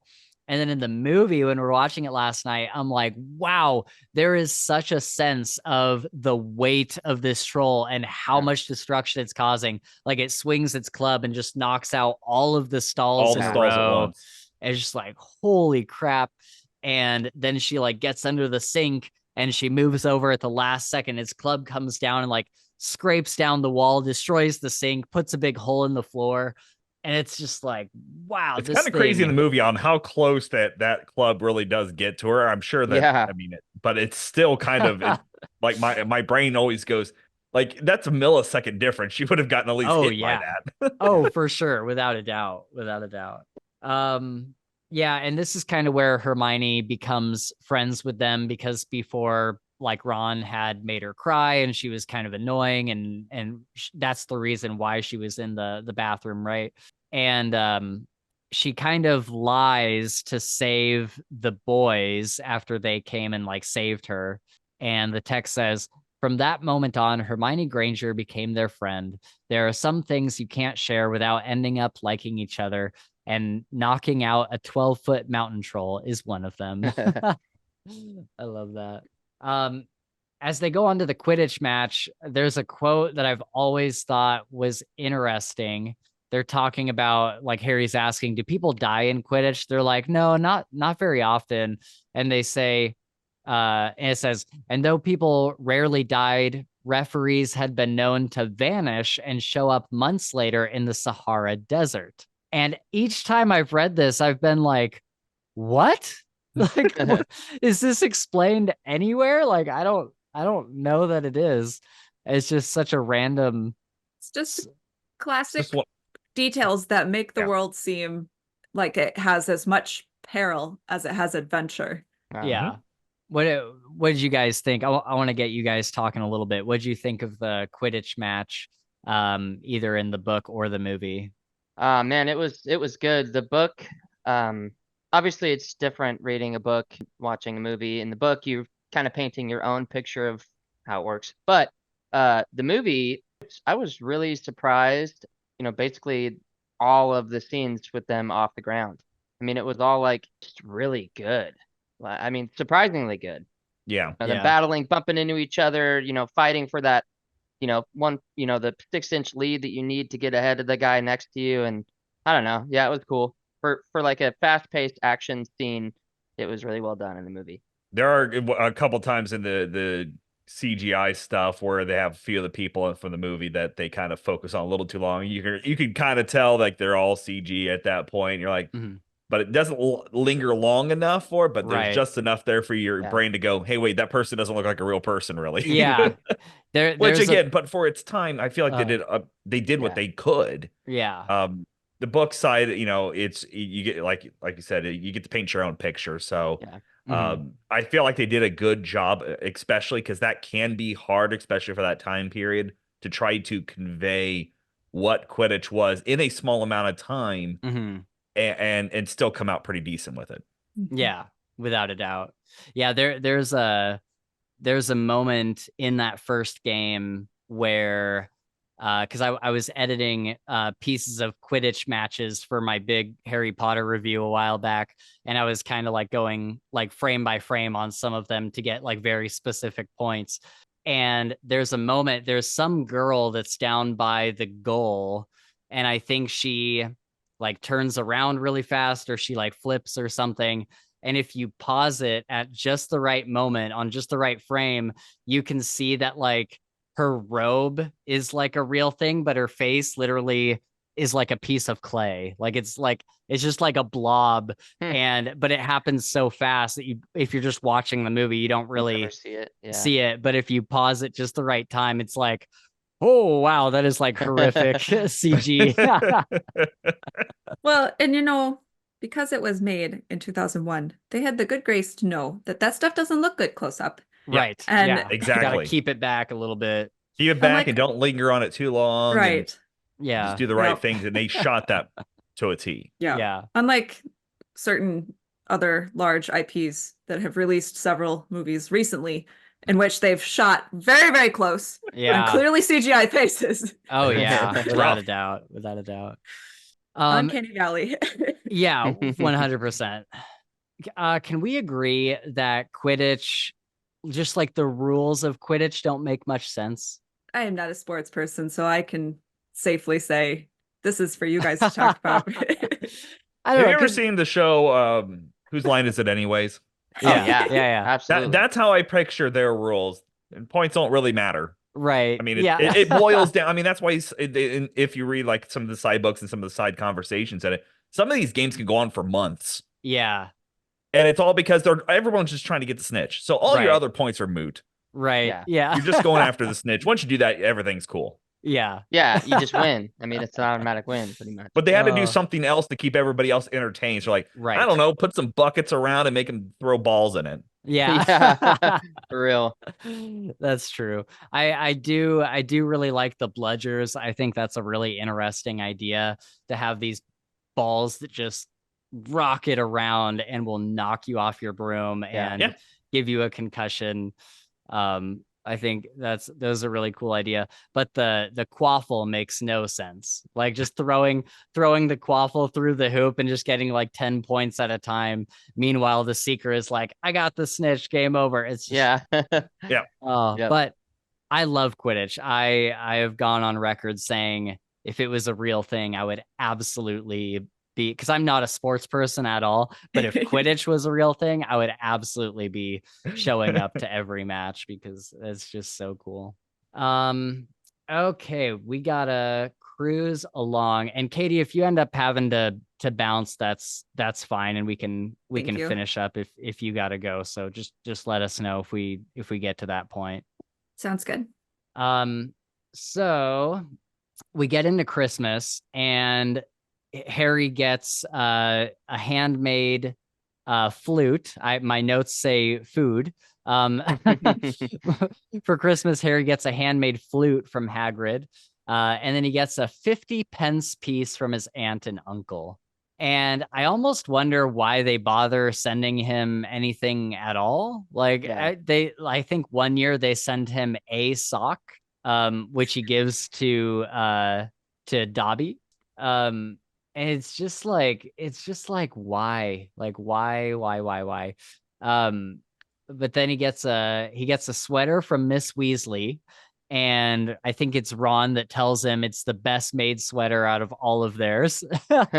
So she put way more work into his than they did the other ones.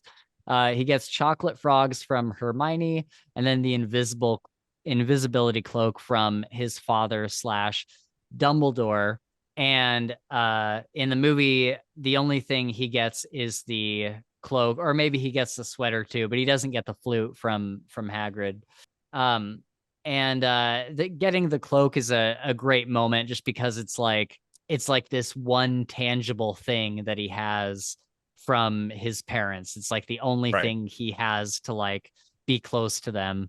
And so the invisibility cloak thing was really cool, and I loved Dumbledore gave it to him, and he with a note that says like use it wisely, which leads me into the Mirror of Erised, where it's like Dumbledore, this was absolutely part of Dumbledore's plan. I won't take any theories otherwise. Like this was definitely part of his plan, because he wanted to see what Harry would see in the mirror. Like, is he seeing is he seeing like him holding great power, or something like his family, where it's like that is the most honest, like pure from the heart desire. Like that's what Dumbledore is hoping to see. And remember that at this point, Fluffy is in the castle. Like this mirror could already be behind Fluffy and being protected that way, but he leaves it up on the 3rd floor and specifically tells the students, like, by the way, don't go up to the 3rd floor. There's something up there. Like, don't look at it though. And so it's clear that this is a plant from Dumbledore. It even says the door is like wide open when Harry's going down that particular hall. It's like, okay, all right, Dumbledore had this in mind. But Harry first goes to the restricted section of the library with his cloak and is checking that out. Gets chased out by Filch.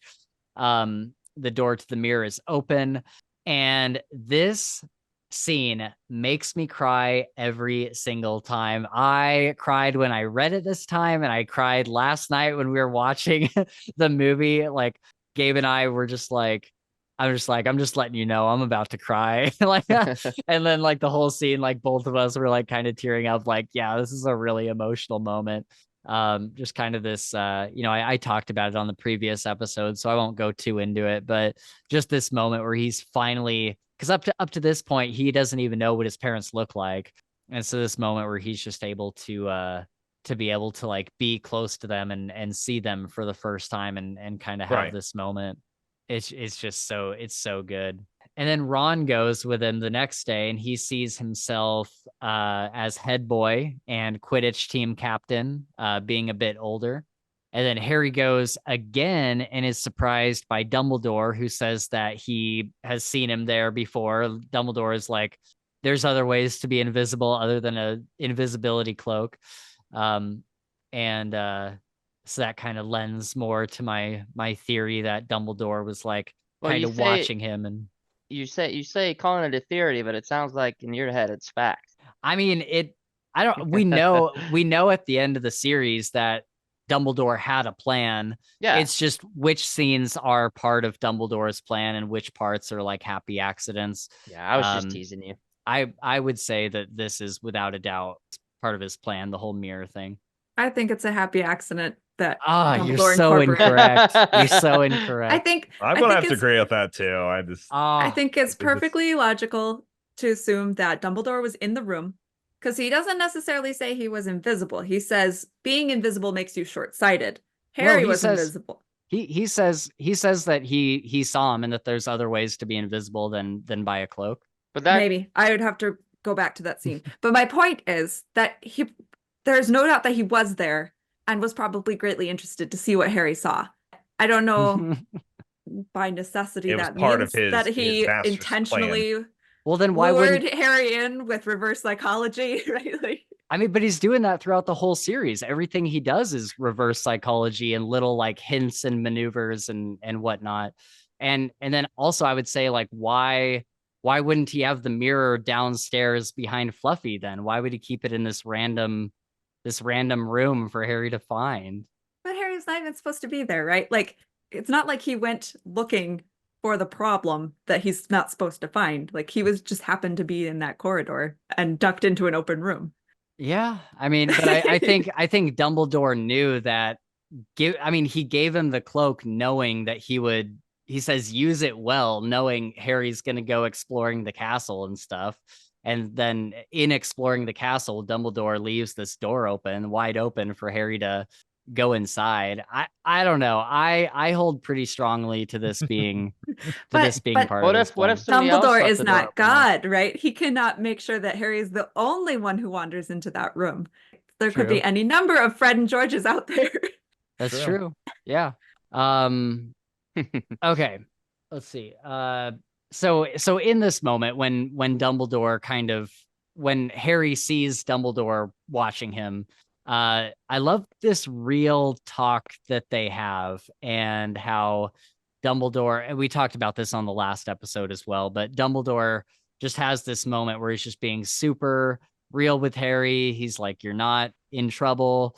He's like, this is what the mirror is, and this is what danger it can pose. Like there's people that have gone mad in front of this mirror. And so just be careful with like how you view the stuff that you see in this mirror. And he's like, and I'm going to move it, so don't go searching for it again.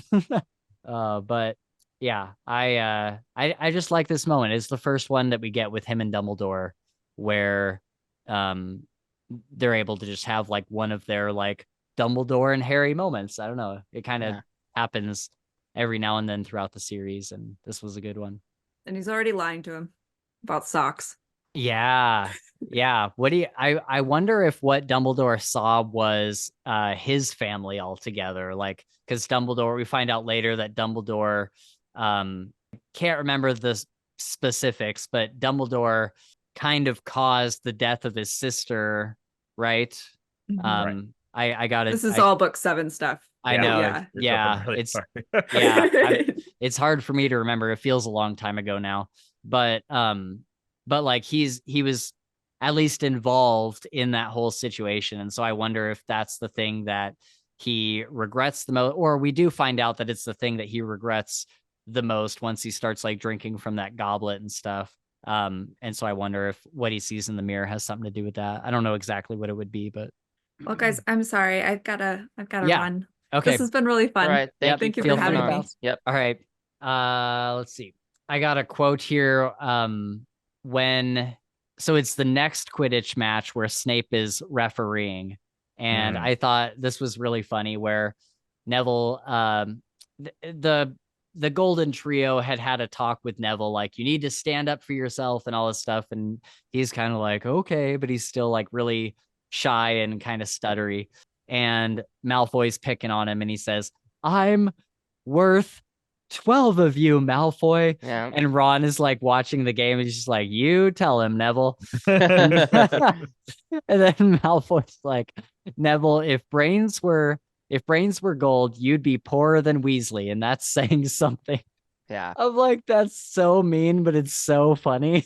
And then Ron, like, so Hermione's nearby, and Hermione and Ron are supposed to be watching the game to watch out for Snape like interfering in this whole match. And Ron turns around and like gets in a fight with Malfoy, and Neville jumps on like Crabbe, and it's just, I imagine it as like this big pile of kids like just hitting each other. Hermione pays them absolutely no attention, and she's like enthusiastically glued to the game, and just this chaos is erupting behind her. I love that scene. Harry sometimes had the horrible feeling that Snape could read minds. It's like, oh, well, we'll find out later that he can. Not too far off from that. Yeah. So this is the moment that I was mentioning earlier. Harry follows Snape into the forest on his broom, which is awesome because it's like Harry sneaks out in the middle of the night with his broom that he's not supposed to have, flying around like he's not supposed to do, zipping through the castle, and then he lands silently in a tree to spy on them. And I'm like, dude, that was like the coolest thing Harry's done so far. That's like Assassin Harry. Like, he's just like in a tree and like crawls along the branch to spy on him. I'm like, that is so cool. But yeah, this is where we get Severus asking Quirrell if he's figured out how to get past Hagrid's dog, but it's not for the reason it appears to be. He's actually trying to find out how far along Quirrell is in his plan. We find out later that at this time, and well before this time, Snape is working for Dumbledore. And so Dumbledore, knowing that something is up with Snape, or something is up with Quirrell, has Snape kind of playing double agent like he does later on, and is trying to figure out, like, so how much does Quirrell know? Like, what has he found out about getting past Fluffy and whatnot? And I think that this was like a really cool twist for the first book, with Snape actually, like, we don't know that he's necessarily a good person, but we find out that he's not the one like sabotaging everything. Do you guys remember if on your first read was Snape someone that you were certain was the bad guy? Yeah, even on this most recent, pretty certain. Yeah, I mean, he gives off those vibes, I think, especially at a younger age. I'm sure you either thought he was, or it was kind of like, you're really laying this one on thick, so I'm going to think that maybe he's not. I feel like Right. you're going to go one of two ways on that. The Yeah, only for sure. reason, the only reason that we have to believe that he isn't is Dumbledore's word Yeah. for now. So it's like, of course we trust Dumbledore, but at the same time, like Snape's doing some sketchy stuff. Of course, later, things change. Yeah, I think that it's just an excellent twist. Like like I said, I saw the movies in like college, but I couldn't really remember a whole lot from them. And then when I did my first read through last year, I was like, I remember there's some sort of twist with Snape, but I can't remember what it is. But I did not think that the twist was him being like not the bad guy. Yeah. And so I was pretty surprised on this first book. I was like, and I think, what you said, Garrett, about, they're laying it on so thick, you might go the other way and be like, okay, it must be a twist because they're laying it on so thick. But in my then head, there's even still moments that you just go, yeah, that, and I thought also, I'm like, well, it's aimed at children, right? So maybe they're laying it on thick because that's really obvious, to make it really obvious for the kids who the bad guy is. And then to get the 180, I was like, oh wow, I actually wasn't expecting that. So I don't know, I thought it was really, really well done. Okay, so I really like this scene where Hagrid's like, he asked the crew, because they were asking about like Nicholas Flamel and all this other stuff, and he wouldn't tell them. And he sees them somewhere in the school. I forget exactly where it happens. And he says, and what are you guys up to? Not still looking into that Nicholas Flamel fellow, are you? And Ron's just like, oh, we found out who that is ages ago. Like, you're way behind. Yeah. I think that's such a common a recurring thing for Hagrid, is he's always like behind whatever the kids are doing. Like they're always so much further along than he expects them to be. And he's kind of like the boomer, and they're like they're the ones that are like, oh no, we figured that out already. Yeah, no, past that. And then in the movie they do a similar line where they go to his hut and they're like knocking on his door, and he's like, sorry, not in the mood to entertain guests today. And then they just yell, we know about the Sorcerer's Stone. And he opens the door and he goes, oh. And that's just where the clip ends, and it goes into them like inside. I thought that was played really comedically. Okay, I just want to ask you guys, what did you think about this whole Hagrid and the egg thing? Like this whole, like, I feel like it kind of felt like a side mission that didn't really need to be there. Did you guys feel similarly? You mean like in the movie? Either of them, both of them. Well, I thought that in the book it let us know a little more about why he got that dragon from the bar. It's true, yeah. But in the movie, we don't. All he says is, "I want to play cards." So in the movie, I would say yes, because isn't there like it was planted there for him to get? Yeah, at least in the book. In the book, I think the stranger trades it to him basically for information about Fluffy and how to lull him to sleep. Oh, unless I'm misremembering something. That could be it. I don't know, but in the movie, yes, definitely side mission. Kind of like just a funny thing that Hagrid did because he loves Fantastic Beasts so much, and he wanted the dragon, but he knows he can't have a dragon. I think the only reason it really kind of is just to show his connection to Fluffy. I think that's about the only real reason it exists, at least from my perspective.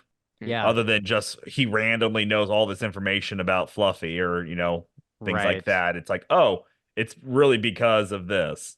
So yeah, I don't necessarily mind this whole story beat. It's just like the whole thing with them. I mean, the book is already super short, so it's not like it can't use filler. But to me, it felt like, okay, well, now we got to go like get the dragon egg, and we got to hide it under our cloak and like get it up to the roof to get it to Charlie's people and all this stuff. And then they get caught doing that. And it's like, man, couldn't Hagrid have like gone to Dumbledore and just been like, hey, I have this egg that I'm not supposed to have. Can you just get it to this guy? Like, Yeah. or the by that point it was like an actual dragon that had hatched. But I don't know. For me, it felt a little side missiony. And I think even in the movie, I think we mentioned this last night, that in the movie, that's kind of what happens is there's the whole thing where you see the dragon hatch and they're like, Hagrid, you shouldn't have this and all this stuff. And then the kids get caught doing something else. And that's how they get detention going into the forest. And Hagrid just says in a side comment, like, oh yeah, like Dumbledore made me like get rid of it and like send it to a place in Romania or whatever.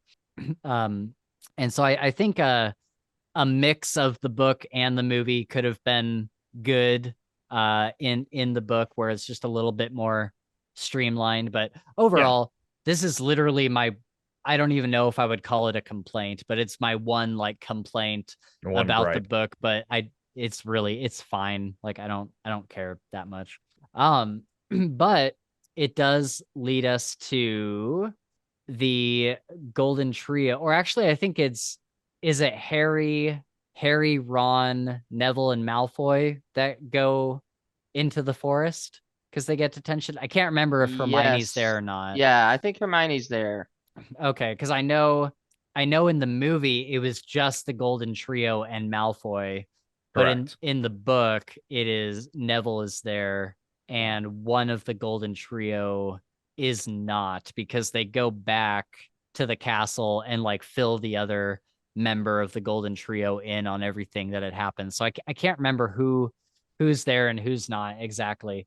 But they get caught sneaking around during the whole dragon thing, and they're required to go into the Forbidden Forest with Hagrid to look for a unicorn that's been hurt or being killed or whatever.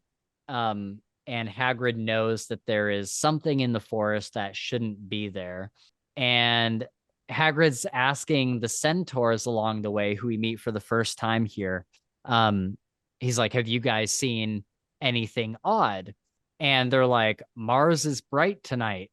And he's just like, can you give me a straight answer? And they're just like, Mars is bright tonight. It's just like, dang it. And so I think it's a kind of an interesting introduction into how the centaurs communicate and see things. They don't necessarily see things or communicate in the same way that the wizards would. And then we see that even more when Harry, he runs into a hooded figure that's in a clearing, and this hooded figure is like drinking the blood of this unicorn. And right before it's about to, and like Malfoy and Fang run off, and then just before it's about to attack Harry, the centaur shows up and scares it off. And the centaur, Ferenzi, he explains that drinking the unicorn blood can save you if you're an inch from death, but is only done by the most desperate people in the most desperate circumstances. And it can also lead to you having a half-life or cursed life.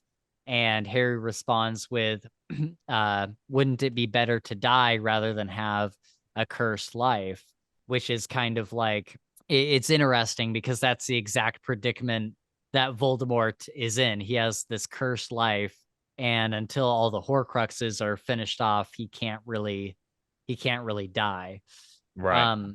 And then the other centaurs come around, and this is something that did not happen in the movie, which I thought was really interesting, and I'm not sure why they didn't include it.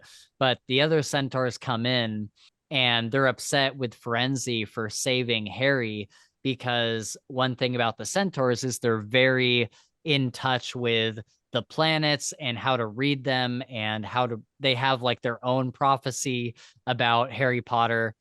And so it's kind of interesting how they have more knowledge of this, but it's not exact. Like their timeline is messed up a little bit. And so they know that Harry is supposed to die in the Forbidden Forest by Voldemort. And one of the other clues is that Hagrid is there. I can't remember if it mentions Hagrid specifically, but it mentions like a caretaker or something like that. So they know the circumstances in which Harry is supposed to die, and they are assuming that this was that this night. was the event. And so they're upset with Ferenzi for upsetting the timeline of the prophecy. But in fact, this will happen again at the end of the series. So I thought that was kind of cool. That was something that I did not catch on a first read through. And then when I read it through this last time, I was like, wow, that's a cool, there's not much foreshadowing in this first book, but that's a cool bit of it. That's a cool bit of, foreshadowing for the future books. And then when they're talking about Voldemort, Hagrid says, I don't know if he had enough human left in him to die.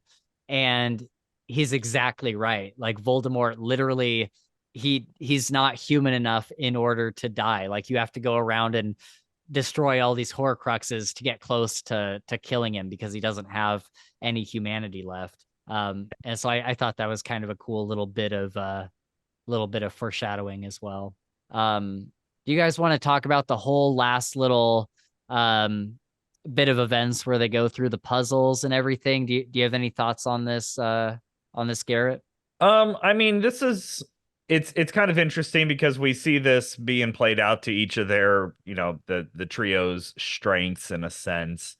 And, I do if I don't remember the exact quote, but it's something along the lines of like the first trial is fighting the key, and they were like, well, if Snape can ride that broom, you can do it too. Yeah.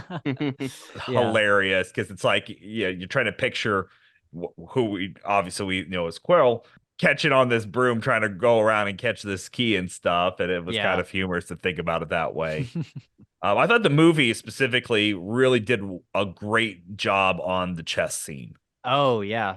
Again, the effects and it looked spot on. Like it didn't look off place of anything, and it just did such a great job to take that and lift it out of the book. Right. Yeah, that's true. And the movie did a great job with the key scene as well. I remember I was like cheering when Harry like finally got the key, and then he's rushing through the passageway on his broom, and there's all these keys behind him, just this swarm of keys that are flying at him like bullets.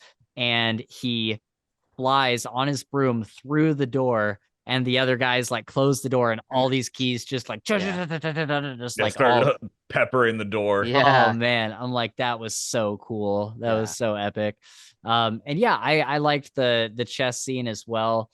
The only difference I noticed was that in the chess sequence, Ron he's like on the horse, and in the book he's just like standing in the square in the place of. And so it's just kind of funny in the movie, like the horse gets hit and he like falls down, like knocked out. But like in the book, he gets like hit with like this big like chess piece sword. And that's why they were like really concerned about him. But in the movie, it's like he just kind of like fell off the horse. Yeah, he just got knocked off. He's cool. I mean, that's all right.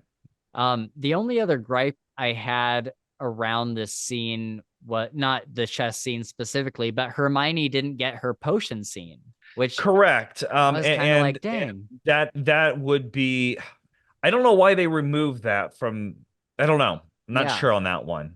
Yeah, I'm not sure what the reason would be for that. Although I did note that I feel like Hermione kind of throughout all of the movies steals Ron's thunder a little bit, where in the books, like maybe he came up with a certain plan or a certain idea, and in the movies it's Hermione who came up with that plan.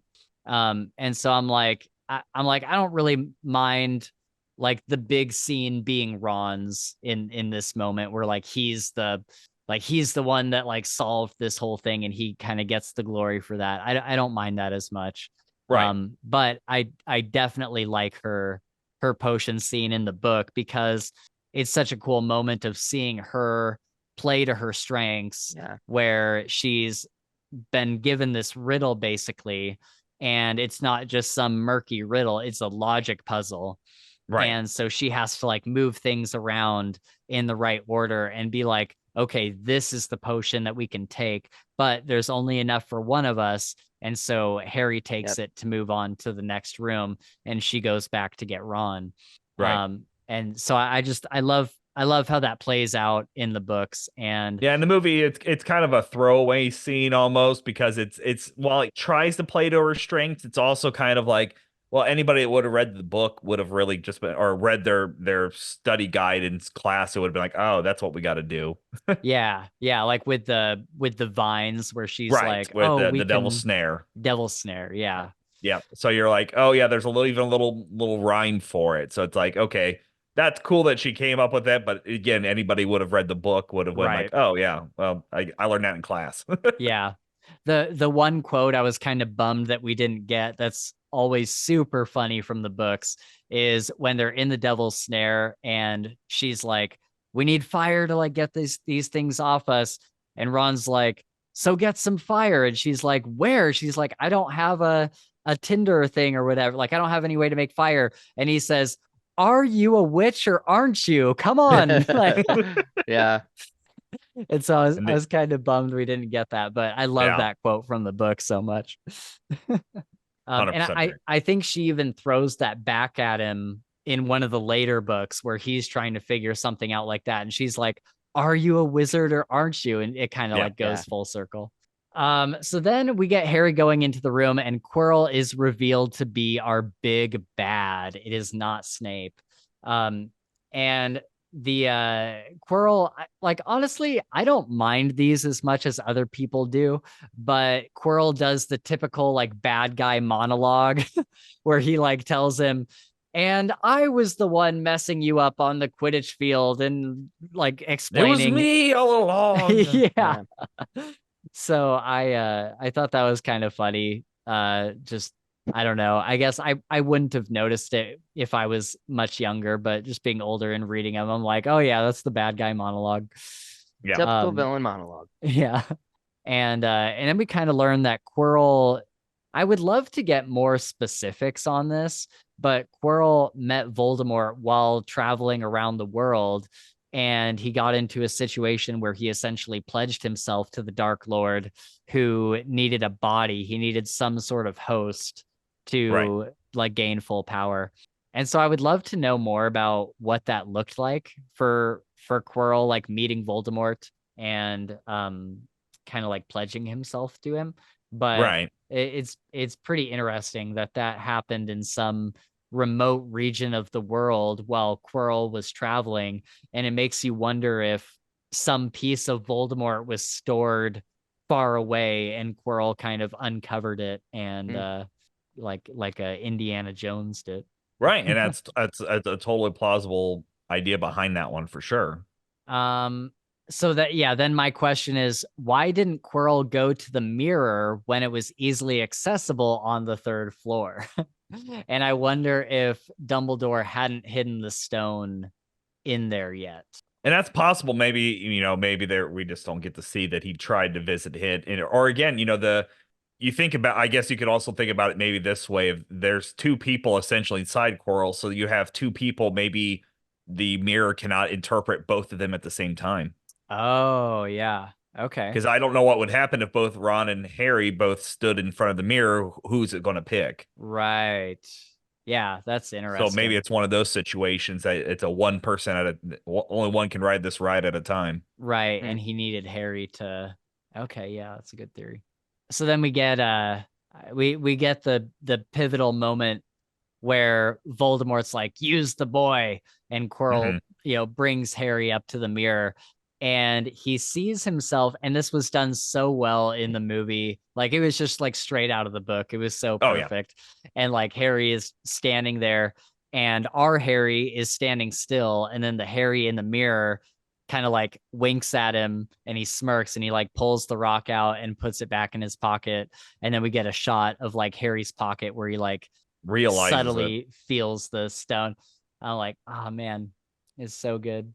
It's a great film. It was a great cinematography section for a child actor to be able to do that, and it comes across very believable. Yeah, that was one thing that Gabe and I were talking about last night, and I think we mentioned it at the beginning of this episode, is like I was constantly shocked by how good of an actor Daniel Radcliffe was in this first movie, like already. And it really makes you wonder, like, what does it take for a child to be a good actor? Like I have no what idea. what It's is it? crazy. Oh man, it's so wild. Yeah, and he tells Quirrell that he sees himself shaking hands with Dumbledore after winning the House Cup. And then Voldemort talks directly to Harry, telling him that it's better just to join his side, and that he says that that's when he tells him Harry's parents died begging him for mercy. And this is the moment in the movie where Quirrell takes off his turban. And let me just say, Voldemort looked terrifying in the movie. On the back of Quirrell's head, it was like, wow, that is awful. Like that looks horrifying. I know. I talked to my wife. We were like, I can't imagine as a younger kid watching that scene, because that's pretty terrifying. Yeah, it was really it weird. was done, and again, for its age, we've said it a dozen times, but for its age, like, it looks really good. Yeah. Yeah. Yeah. It all looks, things considered, it looks phenomenal. Like they even did like close up shots on Voldemort's face of him like talking and moving, and I'm like, it's not that bad. Like it's really not. No. So but yeah, it was very creepy. Like Voldemort's face is like stretching across the back of Quirrell's head, and then they share an ear. Like instead of having like 4 ears, they like share one, and it's like stretched, and I'm like, it's just gross.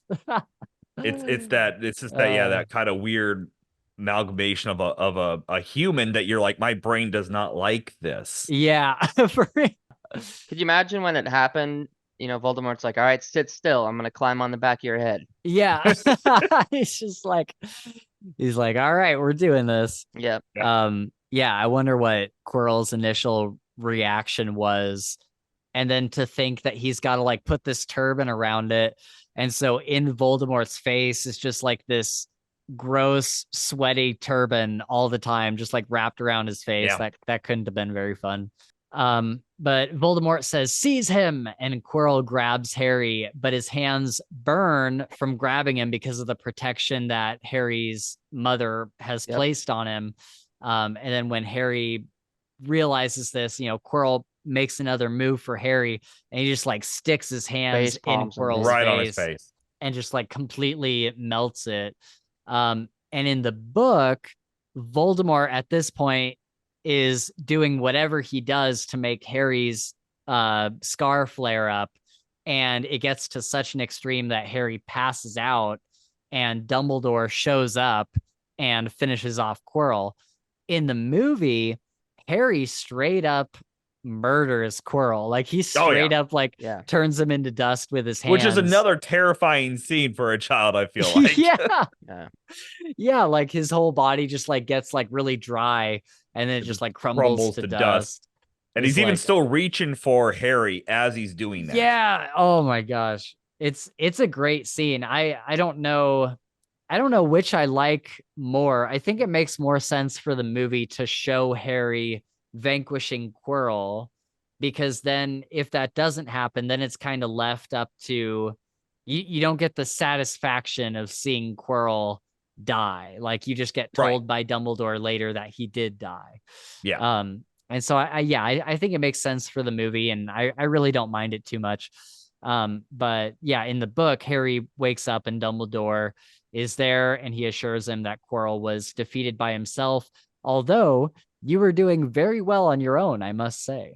And so this is just another great scene with Dumbledore and Harry. It's one of my favorites in the series, where Dumbledore has shown up after something bad has happened to Harry and is kind of answering questions and giving him assurances and just kind of being a father-ish figure for him, which I think is something that Harry is kind of looking for throughout the whole series.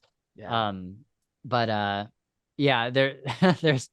a great quote here where Dumbledore is like, What happened between you and Quirrell down in the dungeon is a complete secret.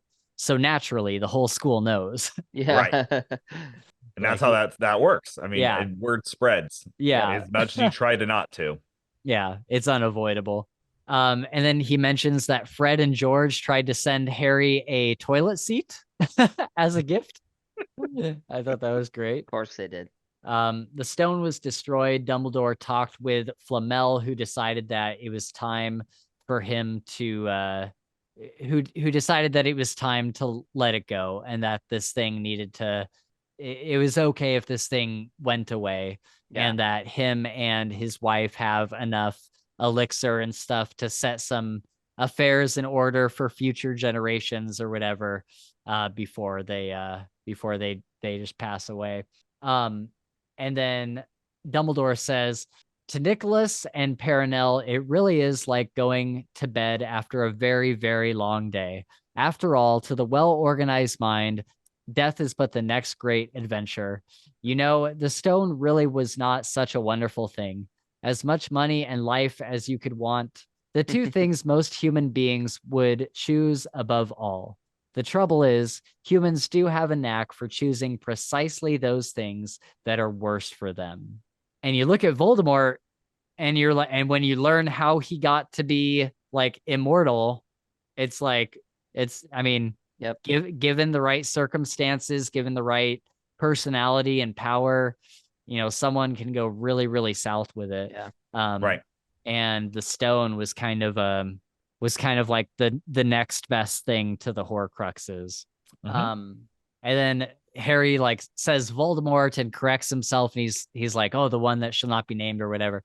And Dumbledore says, always use the proper name for things, Harry. Fear of a name increases the fear of the thing itself. And this is it's a constant thing throughout Harry Potter series, but also it is a major thing in the Dresden Files. Yes. And so and matter of fact, I'm almost certain that this exact thing was almost exactly said in the Dresden Files. And the way that the magic kind of works in that series is you have to name things properly. You have to say the name in a very specific way. Like everybody has a certain like cadence to their name. They have a very specific like way a name sounds. And then Harry Dresden, as he's getting trained, his mentor Ebenezer is the one that tells him, who like makes it part of his training to learn the proper name of things, and that you shouldn't fear the proper name for something. And so I'm like, man, that's pulled straight from Harry Potter. I'm like, that's awesome. And I love the way these two things are connected, because Dresden Files is my favorite series ever. And so I love seeing all these little things that Jim Butcher pulled from this series. So Dumbledore explains that Harry Potter has a magical protection from his mother's love.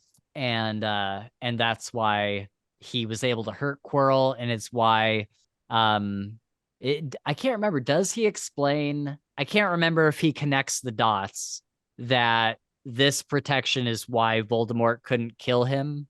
Is that? I don't know why I can't remember that right now. But yeah, is that what is that the context of what he's saying? Is that that's why Voldemort couldn't kill you? And but on the flip side, he won't tell Harry about why his parents were killed.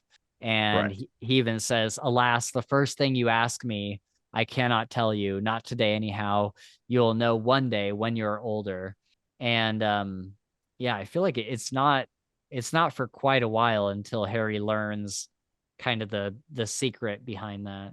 Well, I mean, to really kind of expand on that, I mean, Harry really doesn't learn much about his parents until much later on, and then he learns about his dad and asshole his dad was.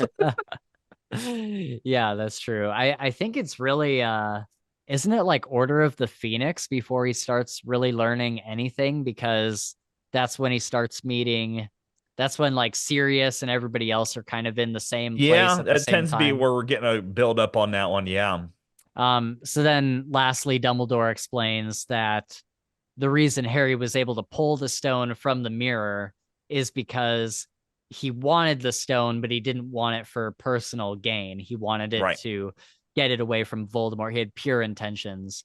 And I don't know, like you guys might like disagree with me. I don't know, but this all seems very intentional. Like it feels like this whole book was kind of a test from Dumbledore to kind of see who Harry Potter is at his core, to see if he's like an actually like good person or not.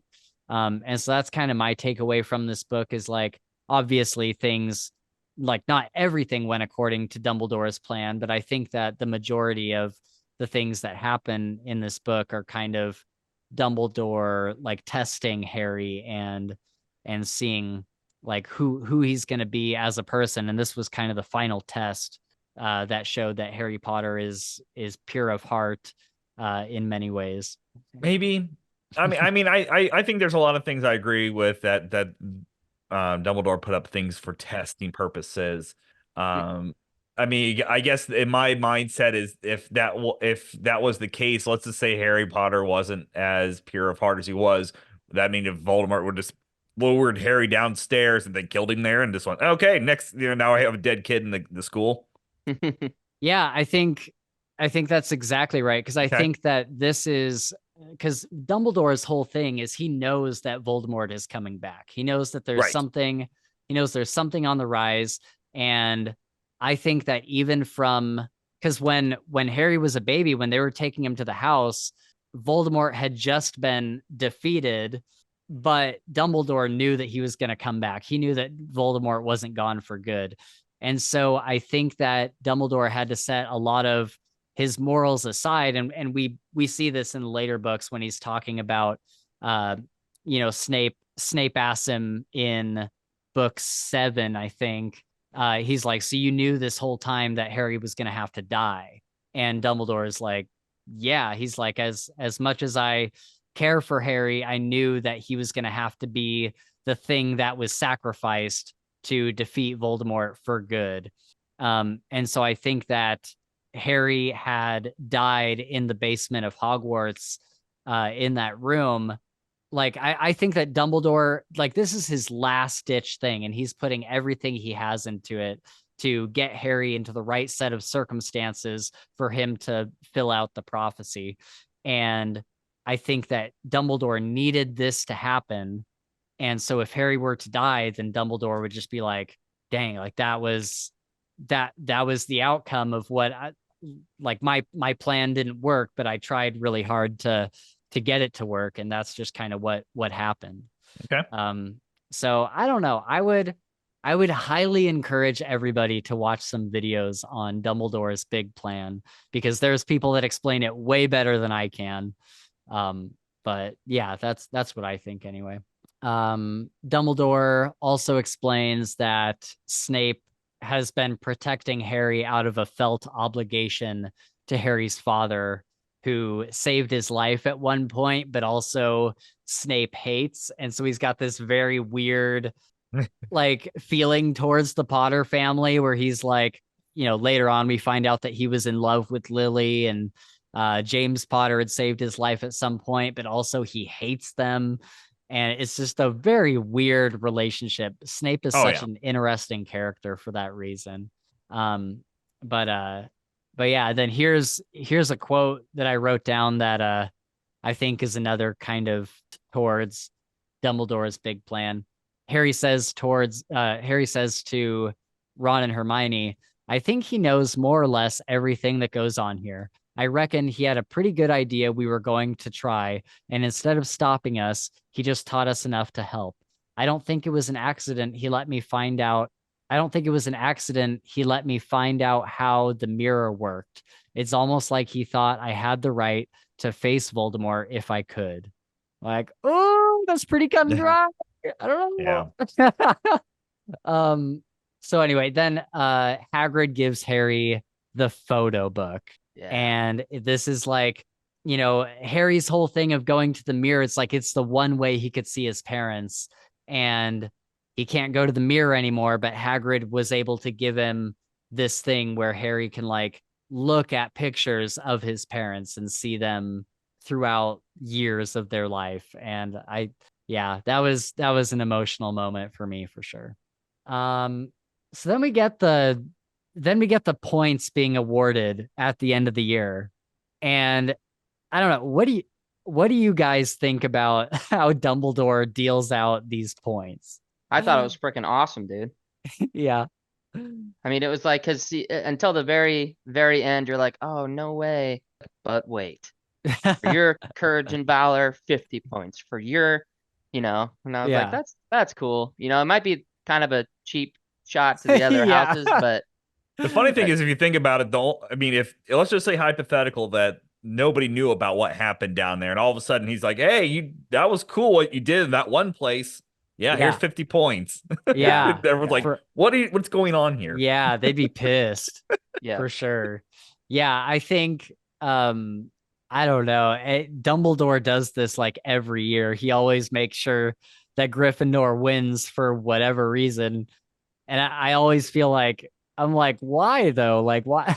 I don't know. He's just like adding on all these like extra points just to get Gryffindor to win. And I love it, but I'm also like, that feels like unfair to the other students. Yeah, like, you have three other houses here. You're kind of you're the headmaster showing favoritism here. Come on. Yeah, for real. I don't know. But to be fair, this year specifically, he was basically just giving back the points that were taken away when they got caught sneaking out, because McGonagall took like 50 points from each of them, and that was like the thing that set them way back. And so when basically he's just giving those points back to them at the end of the year, which ties them with Slytherin.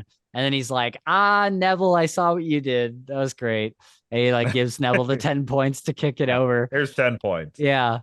It takes a great deal of bravery to stand up to our enemies, but just as much to stand up to our friends. And I like how he says it in the movie more than how he says it in the book. Because I think in the movie he says, it takes a great deal of bravery to stand up to our enemies, but a great deal more to stand up to our friends. Yeah. I don't know. I like the difference there.